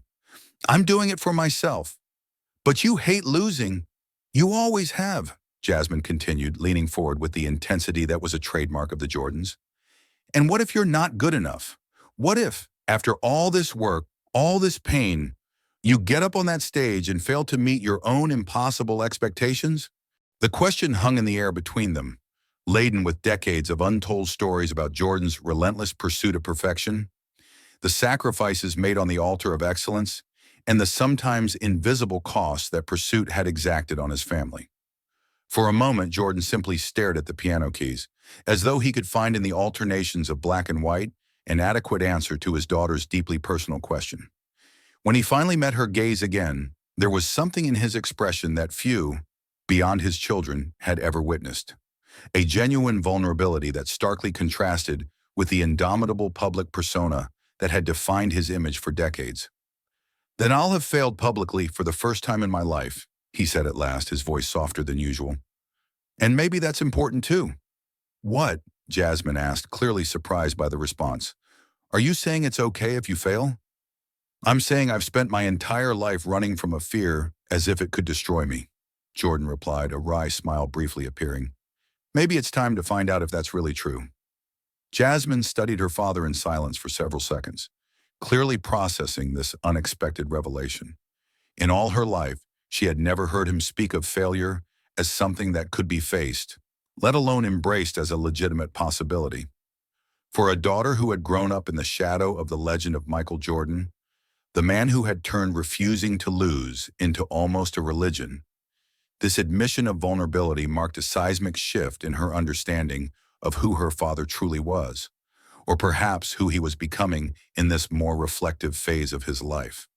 Without saying a word, she stood from her chair and moved to sit beside him on the piano bench. A simple yet profoundly meaningful gesture that conveyed solidarity without the need for further words. For several minutes they sat there side by side, before the instrument that had unexpectedly catalyzed this renewed connection between father and daughter. "Well, in that case," Jasmine said at last, breaking the heavy silence, "I need to hear a preview of what you're going to play." "Are you sure?" Jordan asked, a flash of his old competitive smile lighting up his tired face momentarily. "It's still a bit rough around the edges." "Dad, I've seen you practice shots for hours on end until your hands bled," Jasmine replied with a smile that mirrored his. "I think I can handle a few imperfect notes." Jordan nodded, adjusting his position and taking a deep breath. The same centering ritual millions had observed before crucial free throws throughout his career. Then, with a calm determination that sharply contrasted with the fierce intensity that had characterized his athletic persona, he began to play The Rising Spirit. The version adapted to accommodate his injury wasn't technically perfect, certainly not comparable to what a professional concert pianist like Volkov could produce. There were moments of hesitation, occasionally missed notes, and visible adjustments to compensate for the limitations of his right hand. But there was also something undeniably moving in the performance, a quality of emotional authenticity that transcended mere technical execution. As the piece progressed, from the initial somber and introspective sections to the more thawing moments of light and hope, Jasmine's face registered an increasing understanding.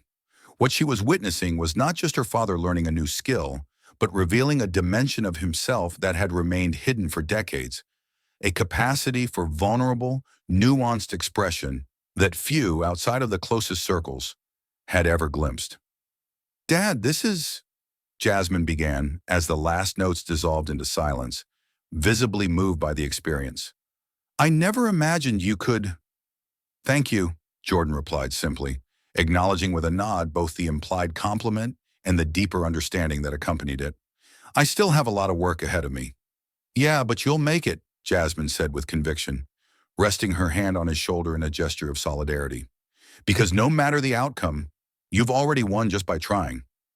The modernist architecture of the Charlotte Performing Arts Center loomed against the night sky, its angular lines illuminated by spotlights that created an almost ethereal aura around the building. Since early afternoon, an extraordinarily diverse crowd had begun to gather, an unprecedented phenomenon in the history of the Charlotte International Music Festival.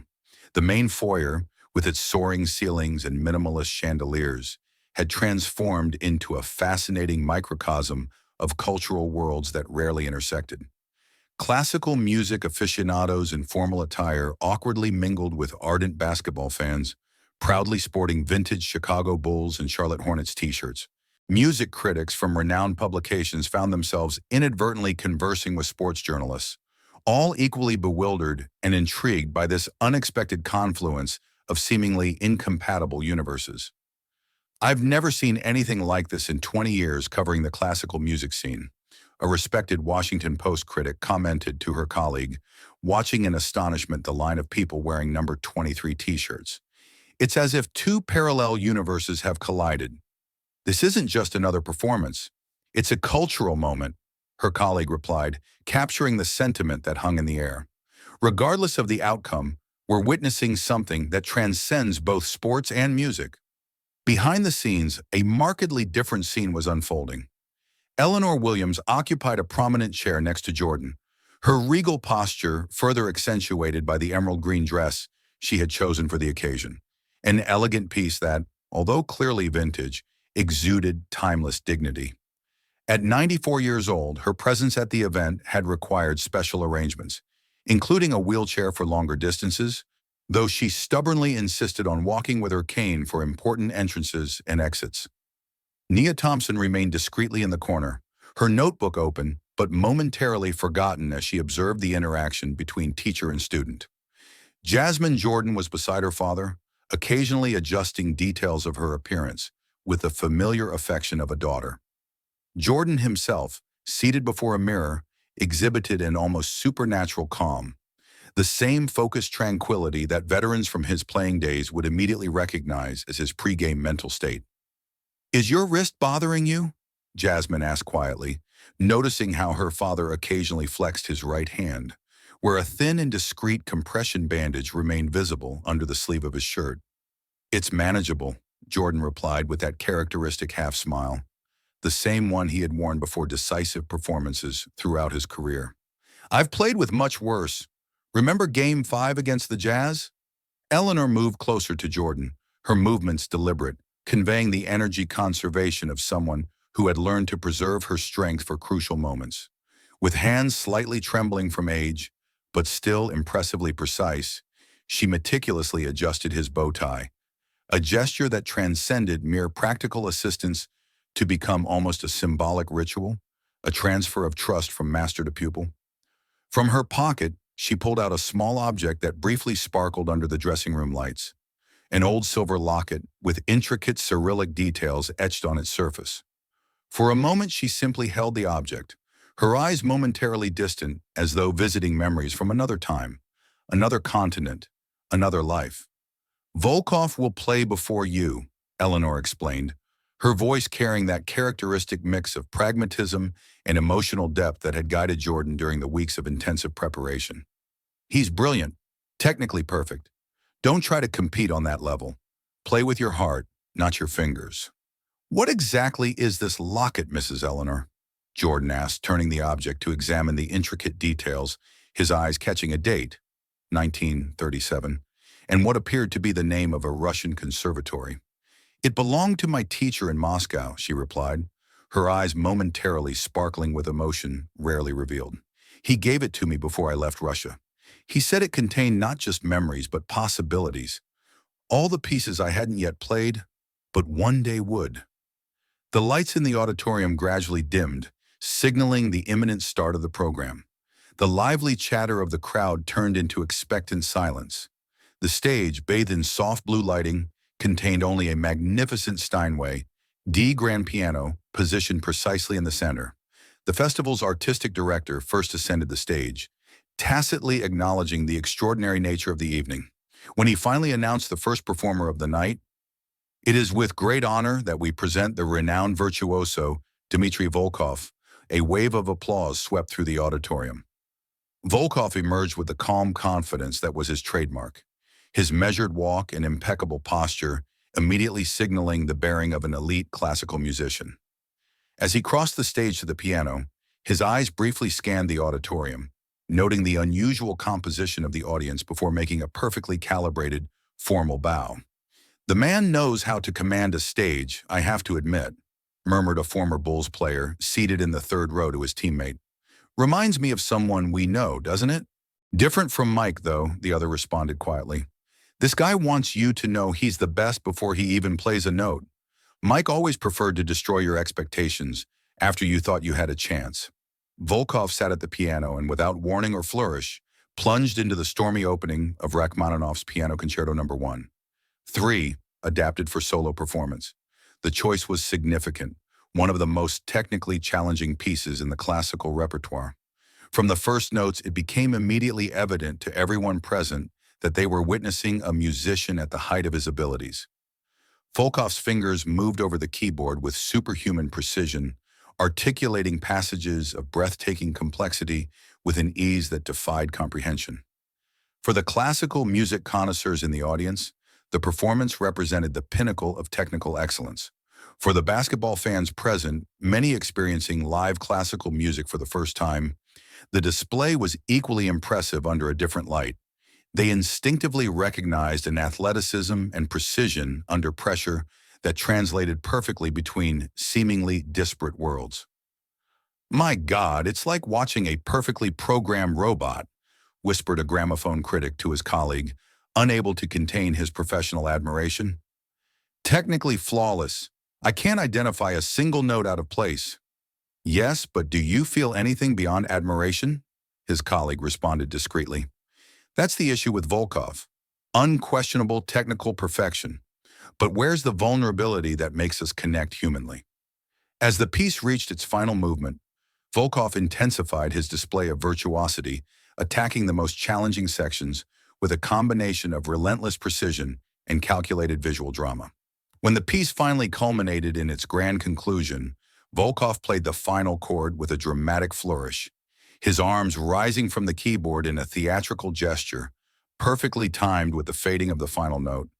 For a moment, the auditorium remained in complete silence, the kind of stunned pause that follows extraordinary demonstrations of human excellence. Then, thunderous applause erupted simultaneously from virtually everyone present.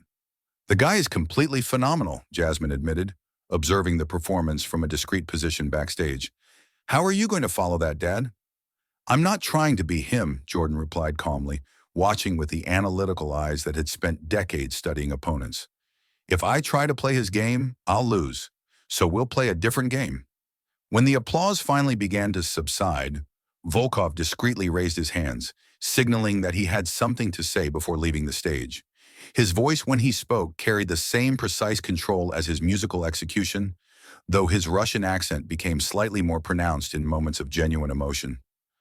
"Thank you for your generous response," he began, his diction clear and measured. "For my final piece tonight, I would like to share something special, a rarely heard composition called The Rising Spirit. This work was created by a professor from the Moscow Conservatory during the difficult years before World War II, and passed from teacher to student as an oral tradition rather than a formal publication. I learned this piece as a young immigrant newly arrived in America, and it has accompanied me throughout my musical journey." Backstage, Volkov's statement provoked an immediate and dramatic reaction.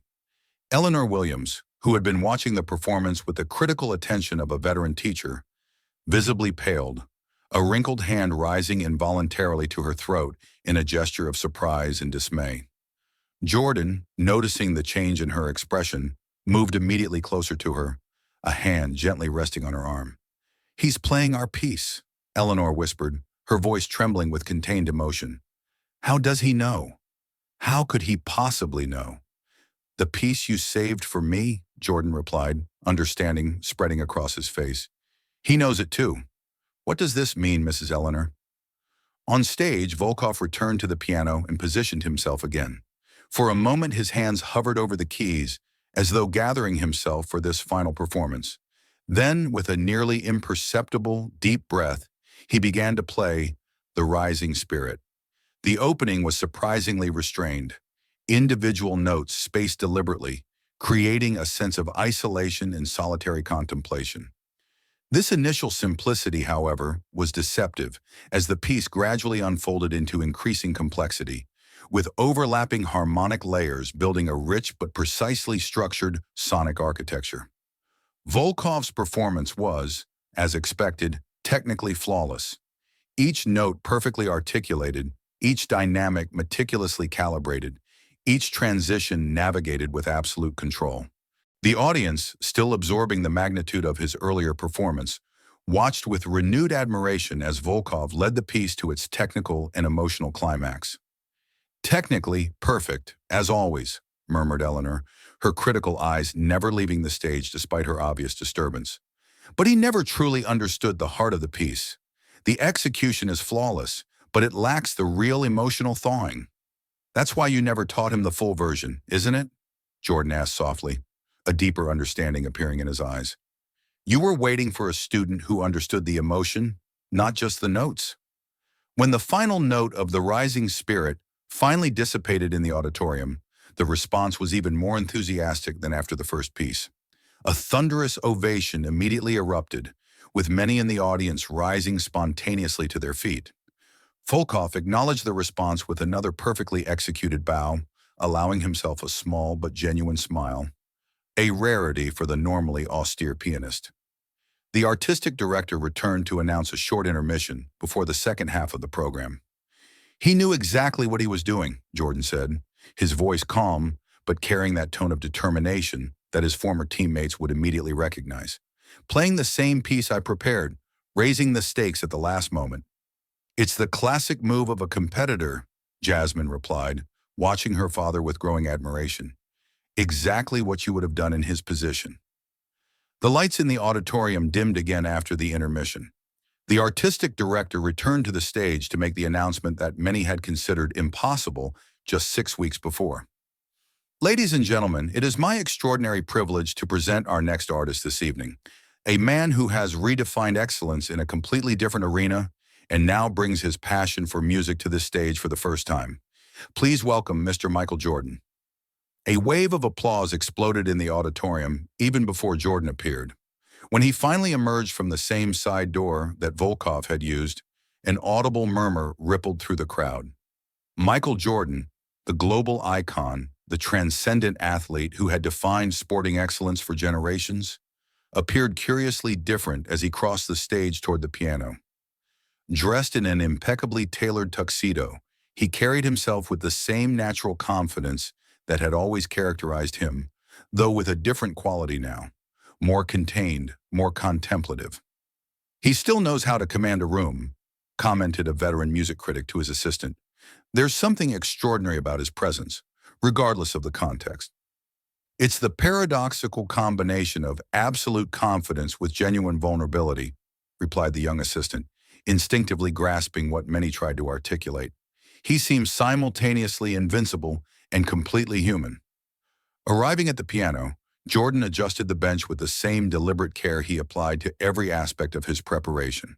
He sat down, his back perfectly straight as Eleanor had insisted during countless hours of practice, his hands momentarily resting on his lap as he absorbed the energy of the environment.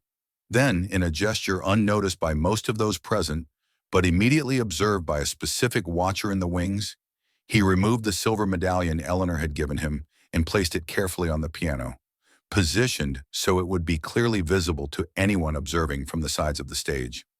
With this final gesture of preparation complete, Jordan centered himself with a deep breath, the same ritual millions had watched before crucial free throws over 2 decades. He closed his eyes for a brief moment, a practice Eleanor had originally discouraged. A pianist should always see the keys, but had eventually accepted as an essential part of his personal process. "Now we have the truth," thought Nia Thompson, watching intently from the wings, her notebook open but momentarily forgotten. "Not the legend, not the myth, just the man and his music." "Whatever happens now, you've already won just by being here," murmured Eleanor softly, as if she could transmit the thought directly to her student on stage. Then, without further ado, Jordan began to play The Rising Spirit, the same piece Volkov had performed with such technical perfection just minutes before. The first notes were deliberate, carefully articulated, immediately revealing a fundamentally different approach to the same composition. Where Volkov had sought clinical precision and absolute control, Jordan's interpretation emanated a raw, visceral quality. The technical limitations became immediately evident. Small hesitations in complex passages, notes occasionally missed during difficult transitions, dynamics not always perfectly calibrated. To the classical music purists in the auditorium, these imperfections were undeniable and significant. To virtually everyone else present, however, something extraordinary began to emerge through these same imperfections. "He's playing with everything he's lived through," whispered a veteran music critic, his expression revealing genuine surprise. "The imperfections don't matter. We're hearing his soul through them. It's like watching someone truly bleed through the music," responded his colleague, unable to take his eyes off the stage. "It's not about the notes, it's about the person behind them." Backstage in the wings opposite where Eleanor, Jasmine, and Nia were watching, Dmitri Volkov remained partially hidden in the shadows. His face, usually a mask of impenetrable professional composure, registered a series of complex and conflicting emotions as he watched. Initial irritation giving way to surprise, then something more difficult to define. When his gaze caught the gleam of the medallion placed strategically on the piano, the object immediately recognizable to him despite the distance, his expression completely transformed.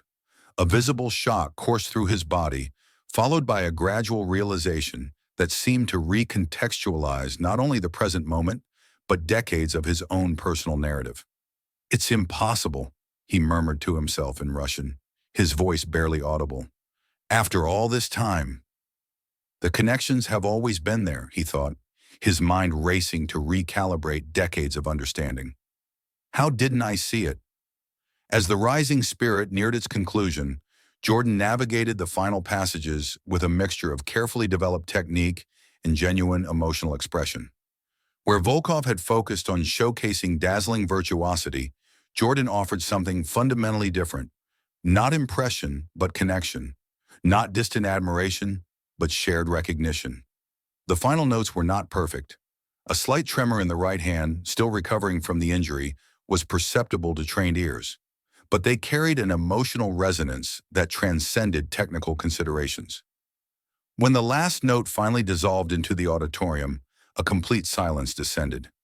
That rare and precious moment where an entire audience seems to collectively hold its breath, reluctant to break the spell of a deeply meaningful, shared experience.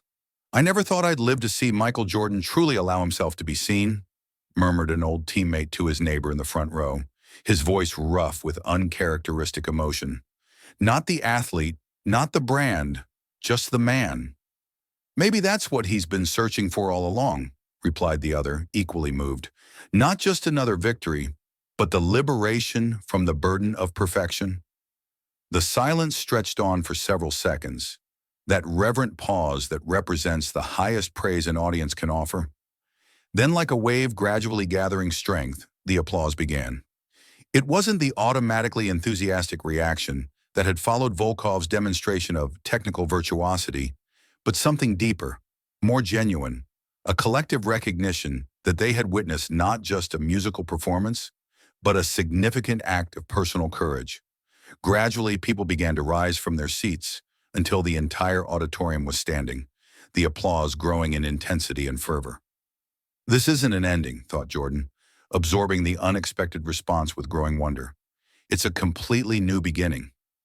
Maybe the real victory isn't avoiding failure, but facing the fear of it and discovering something more valuable on the other side, he reflected, a deep understanding crystallizing after decades of relentless pursuit of perfection.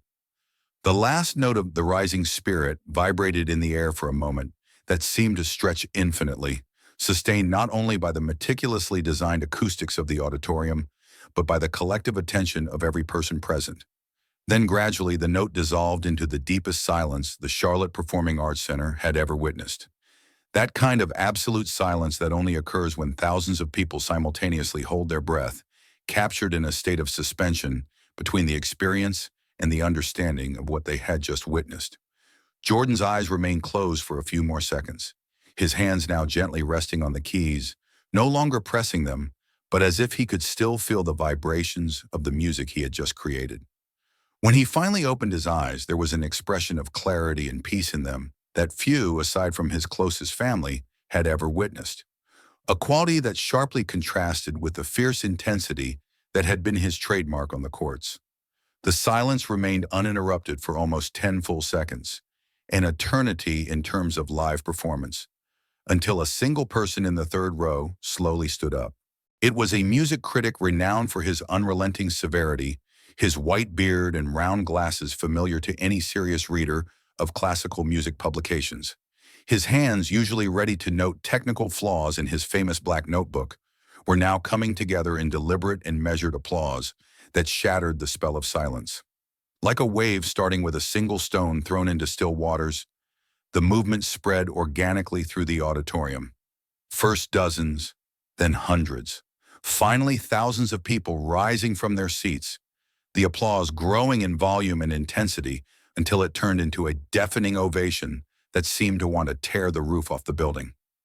Extraordinary, absolutely extraordinary, the critic murmured to his assistant, who was furiously scribbling notes to accompany the audience's reaction. In 40 years covering classical music, I have never witnessed such a complete transformation of an audience. He didn't just rise to the challenge, the young assistant replied, unshed tears shining in his eyes. He completely redefined the terms by which we judge what we just heard. Jordan stood from the piano bench with the quiet dignity that had become more pronounced in his post-retirement years, contrasting with the athletic bravado of his youth. His eyes briefly scanned the auditorium, registering with some surprise the unanimous reaction. Faces that he had previously noticed expressing skepticism or even disdain now showed genuine emotion. Music critics, renowned for their unbending severity, applauded enthusiastically, rarely shown enthusiasm. Classical music aficionados who had come prepared to witness a cultural farce were now visibly moved. And his former basketball fans, many wearing vintage Bulls or Hornets t-shirts, seemed simultaneously surprised and proud, as if they were witnessing yet another demonstration of their hero's supernatural ability to transcend common human limitations, but in a way they had never anticipated. As he took a simple bow, not the elaborate theatrical demonstration Volkov had offered, but a sincere gesture of thanks, Jordan noticed something unexpected happening in the audience. Several people were discreetly wiping away tears, not only the emotionally expressive sports fans but austere figures from the world of classical music, including several professional musicians he recognized from photos in his extensive preparatory studies. The artistic director of the festival approached to hand him the traditional bouquet, but Jordan politely declined with a gentle gesture, preferring simply to nod his head in thanks before slowly withdrawing, the silver medallion gleaming subtly in his hand as he moved away from the piano. I never imagined I would live to see the day when Michael Jordan would move me more with a piano than with a basketball, a former Bulls player commented to his teammate, his rough voice betraying an uncharacteristic emotion. The man just completely reinvented his legend. Because he finally showed us something we'd never seen before, the other player responded thoughtfully. Not infallible perfection, but something more human and maybe more true. Behind the scenes, the contrast between the vibrant energy of the crowd still applauding and the contemplative stillness of the small group gathered in the main dressing room created an almost surreal atmosphere. The soundproof walls partially blocked the ongoing roar of the ovation, reducing it to a distant hum that seemed to belong to an entirely different world. Jordan had been immediately surrounded by his closest family and support team as he exited the stage. Jasmine embracing him with evident pride, Nia Thompson watching discreetly from the periphery, mentally noting everything for what promised to be a defining career article.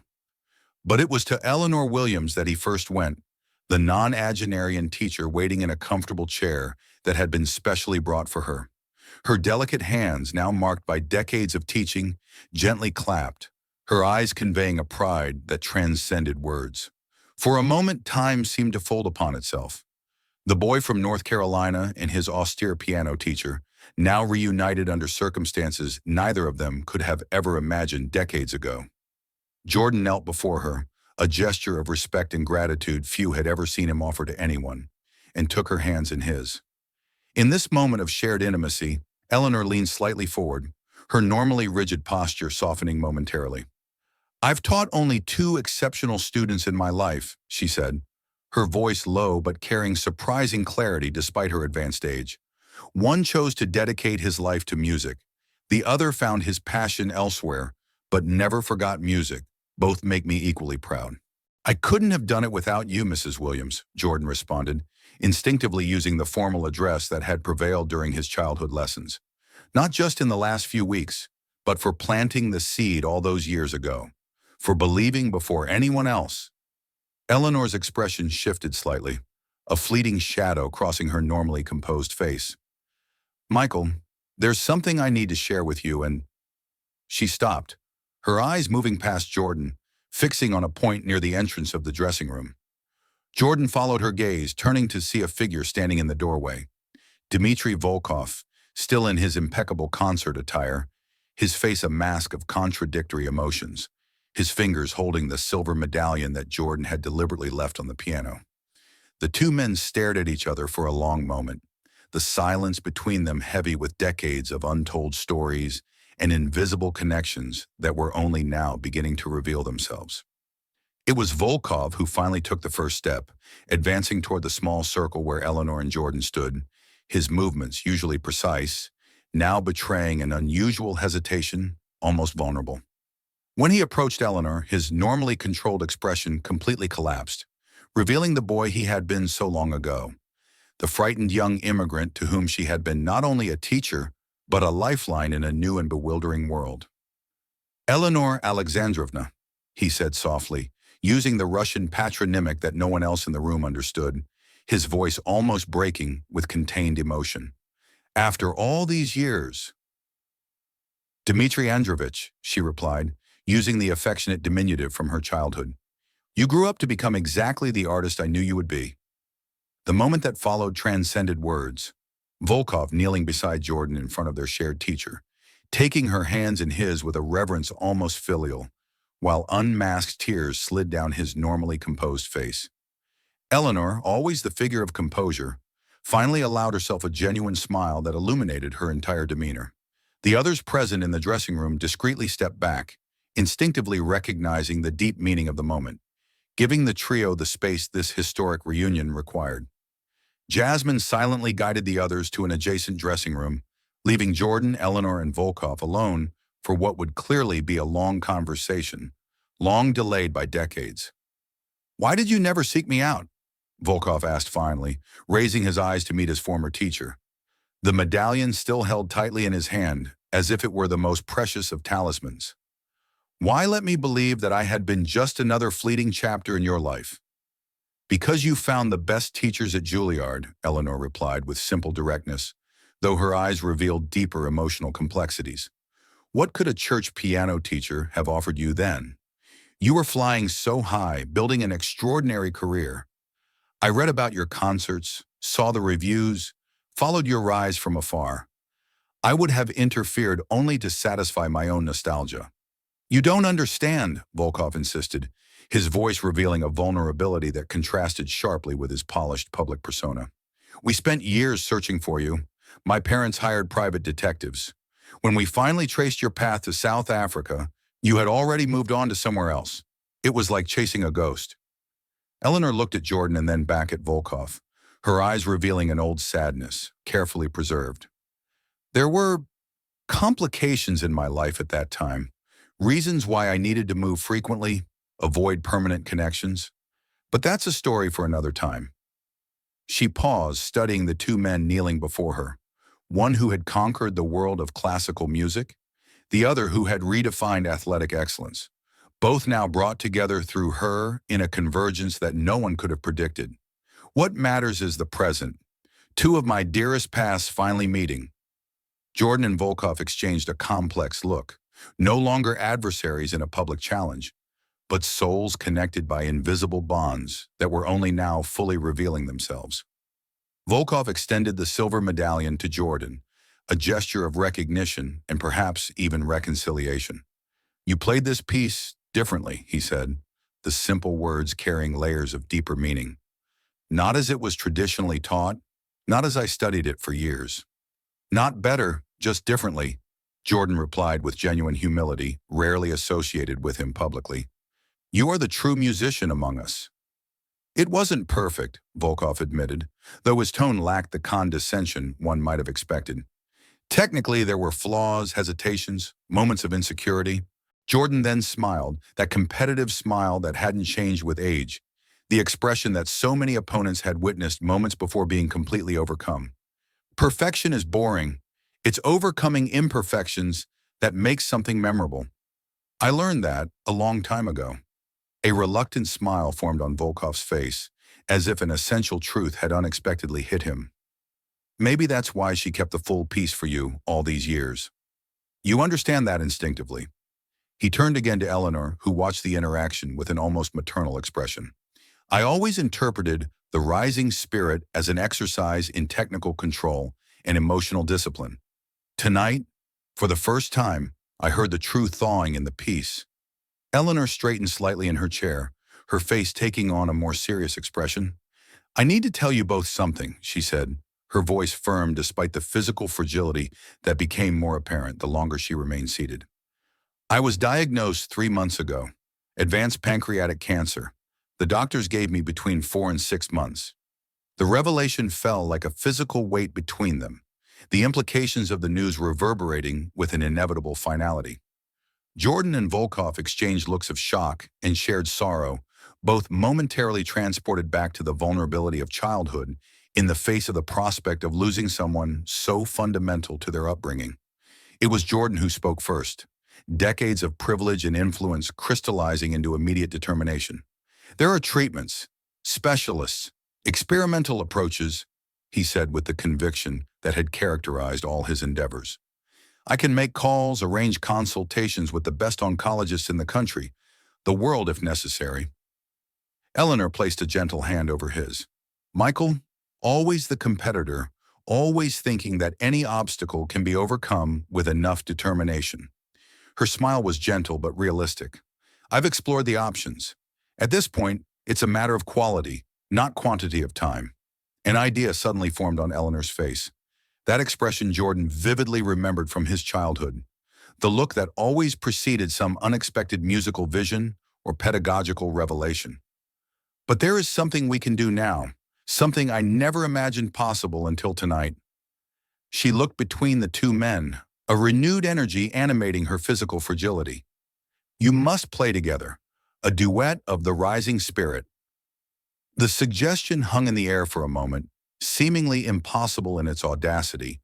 Two pianists who had never collaborated, representing radically different approaches to the same piece, united only by their connection to this extraordinary woman. Volkov was the first to express skepticism, his analytical mind immediately identifying the practical obstacles. This is technically challenging, Eleanor, he said cautiously. There is no arrangement for 4 hands of the rising spirit. We've never rehearsed together. The interpretative styles are completely different. The audience is still there, Jordan interrupted, that familiar spark of competitiveness igniting in his eyes. Probably wondering if there will be an encore. How long would we need to prepare something basic? Volkov studied Jordan with a new appreciation, recognizing the quality that had made this man a legend in his own field, the ability to transform seemingly impossible challenges into opportunities for excellence. We could improvise a structure, redistribute the voices, create a dialogue between the styles. 20 minutes of preparation, perhaps? 15, Jordan responded with a challenging smile. We can do it in 15. The next 15 minutes transformed the dressing room into an improvised musical laboratory.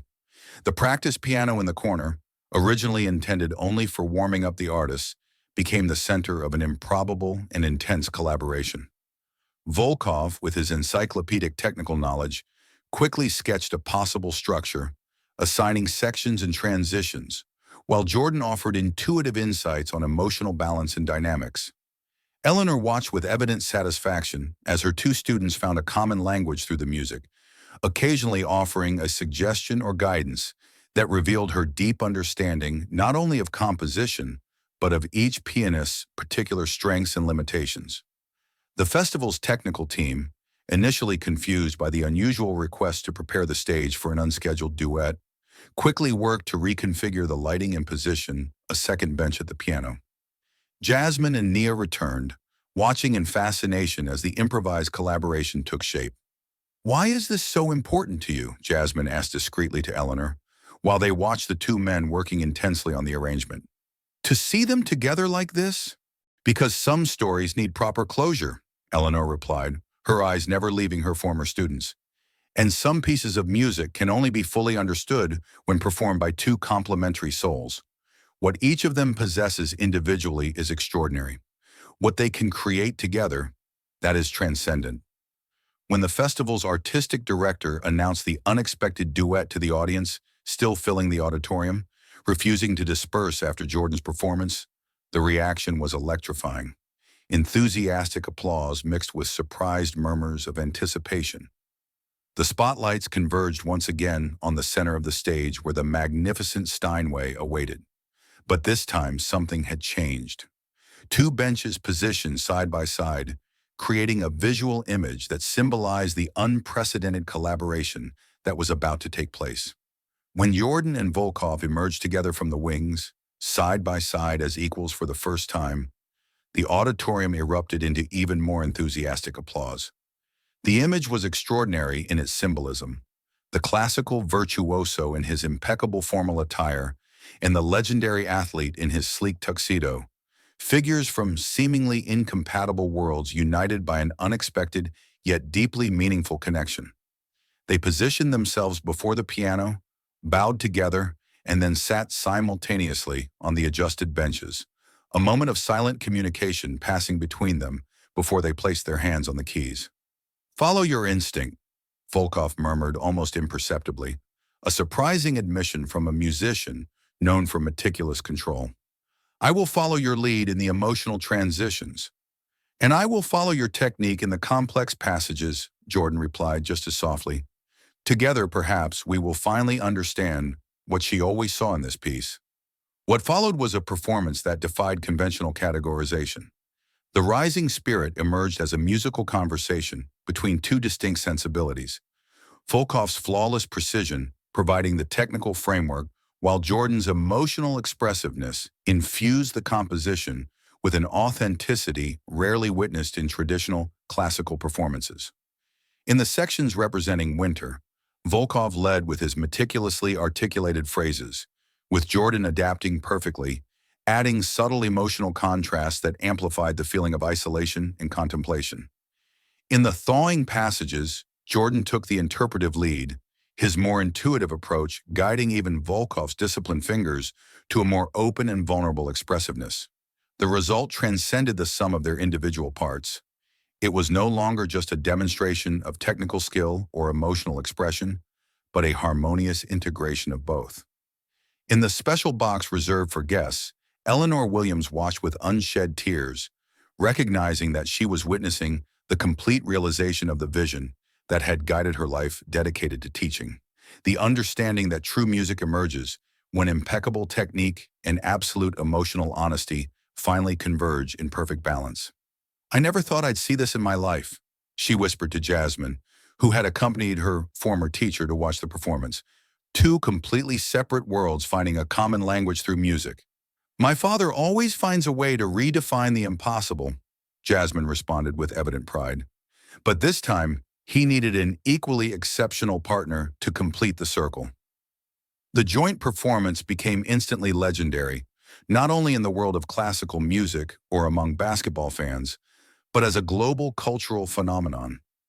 Broadcast live and shared on digital platforms, the recordings amassed unprecedented numbers. Hundreds of millions of views in the first 24 hours, a record for any classical music performance in history. Renowned music critics published extensive reviews, acknowledging that they had witnessed something that transcended conventional rankings. Music educators incorporated the recording into curricula as an example of how different interpretative approaches can coexist harmoniously within the same composition.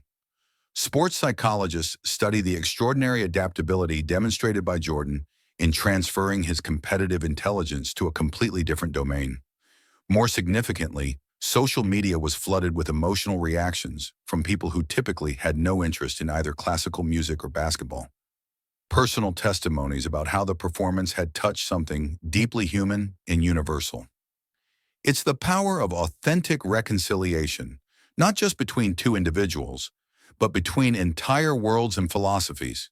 commented a respected cultural critic in his viral review.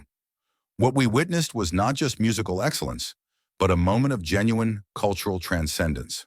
There's a powerful lesson here about how different types of greatness can complement each other rather than compete, noted another analyst, whose essay on the duet became required reading in corporate leadership programs. Volkov and Jordan created something neither of them could have achieved individually. In the weeks following the festival, a new routine established itself in Jordan's life. Accepting the reality of Eleanor's diagnosis, but refusing to give in to fatalism, he mobilized substantial resources to ensure she received the best possible care. The east wing of his mansion in Charlotte was transformed into a cozy space adapted to Eleanor's needs, with medical equipment discreetly integrated into the elegant residential environment. A team of specialists, including world-renowned oncologists, physiotherapists, and palliative care experts, was gathered to ensure not only cutting-edge medical treatment, but also comfort and dignity during the remaining time. More significantly, Jordan transformed the main library into a new music room, complete with 2 grand pianos positioned strategically, an arrangement that allowed for regular practice and teaching sessions. Eleanor, initially reluctant to accept such generosity, eventually yielded to Jordan's persistent logic. "You don't need to do this, Michael," she protested during the early days of the arrangement. "Your guilt is completely unnecessary. I've had a long and meaningful life." "It's not guilt, Mrs. Williams," Jordan replied with firm gentleness. "It's gratitude, and maybe a little selfishness too. I still have so much to learn from you, and I won't waste a single day." To everyone's surprise, including her doctors, Eleanor experienced a period of relative stability and even modest improvement in the following months. Whether it was due to the experimental treatments Jordan had insisted on investigating, or simply the deep satisfaction of seeing her 2 most important students reconciled and flourishing musically together, no one could say for certain. Volkov, completely reorganizing his international concert schedule, became a frequent visitor to Charlotte. The musical sessions that followed acquired an almost sacred quality, Eleanor guiding her 2 students through deeper explorations, not only of the rising spirit, but of other rare compositions she had preserved over the decades. The dynamic between them evolved beyond the initial formality into a warm familiarity that surprised everyone who witnessed it. Nia Thompson, keeping her promise to document the entire journey, became a quiet but constant presence, her notebook gradually transforming into the manuscript of a book that promised to be much deeper than the originally planned article. "Do you all realize what's happening here, don't you?" Nia asked during a pause in the recordings for her developing documentary. "We are witnessing the formation of a new kind of legacy in real time. A legacy built not on competition or individual excellence, but on connection and complementarity," Volkov remarked thoughtfully. "Eleanor was always decades ahead of all of us." During a particularly memorable evening in October, with the autumn sun casting golden shadows through the French windows of the library, Eleanor gathered Jordan and Volkov for what everyone silently recognized as one of her final days of complete clarity. Sitting in her favorite chair, she appeared inexplicably stronger, animated by a purpose that transcended her increasingly apparent physical fragility. From an old leather folder she had brought with her from her apartment, she extracted a carefully preserved manuscript, the original complete score of The Rising Spirit, handwritten by the original composer decades earlier. "This has always been much more than a mere composition to me," she explained, her hands gently caressing the yellowed pages. "It was a gift from my own teacher in Moscow, a promise that true music always finds a way through the most improbable barriers." He never lived to see his work widely recognized. Now, through both of you, it has finally found its most complete expression. She handed the manuscript to Jordan and Volkov, who received it with shared reverence, fully understanding the significance of the gesture. A handwritten note was attached to the cover, simple but profound words asking them to continue the tradition of teaching and inspiring, ensuring that music would always remain a force of connection and understanding in a world often divided by superficial differences. "I promise we will honor your legacy," Volkov said, his usual composure momentarily abandoned. "Not just by preserving the music, but the spirit with which you shared it. And we will ensure that your approach to teaching continues to transform lives," Jordan added, the familiar determination evident in his voice. Not just for those already immersed in the world of music, but especially for young people who, like us, can find salvation and purpose through the arts. Eleanor passed away peacefully 2 weeks later. Her memorial, initially planned as a private ceremony, expanded when Jordan announced the creation of the Eleanor Williams Foundation for Musical Education. The century-old chapel could barely accommodate the guests, an unusual mix of classical musicians, basketball legends, executives, and children from community programs. Eleanor Williams transcended easy categories, Jordan said in his eulogy. She didn't see limits where others insisted they existed. Between musical traditions, between art and sports, between technique and emotion. Her greatest gift, Volkov added, was recognizing the unique potential in every student and finding the way to unlock that potential. The highlight was the joint performance. Jordan and Volkov playing The Rising Spirit with emotional depth heightened by the shared loss. There were no cameras this time. The performance was a private gift to those present. After the memorial, a New York Times reporter asked Jordan why he had kept his musical talent a secret for so long. "In basketball, I live for perfection," he replied. "Music gave me a place where I could simply be myself. We all need something we do not because we're the best at it, but because it completes us." 6 months later, Jordan sat at the piano with his grandchildren. On the walls, his championship trophies now shared space with a photo of Eleanor in the festival program. Prominently displayed was the original manuscript of The Rising Spirit. "Grandpa, were you better at basketball or at the piano?" asked the youngest. "Basketball showed me how to win," Jordan answered, playing the first notes. "Music taught me that there's more to life than just winning." Did you enjoy the story of Michael Jordan and Dmitri Volkov? Then subscribe to the channel, leave a like, and don't miss the next video that's already waiting for you on the screen. See you there. Oh, and let me know in the comments where you're watching from and what you thought of the ending of this story.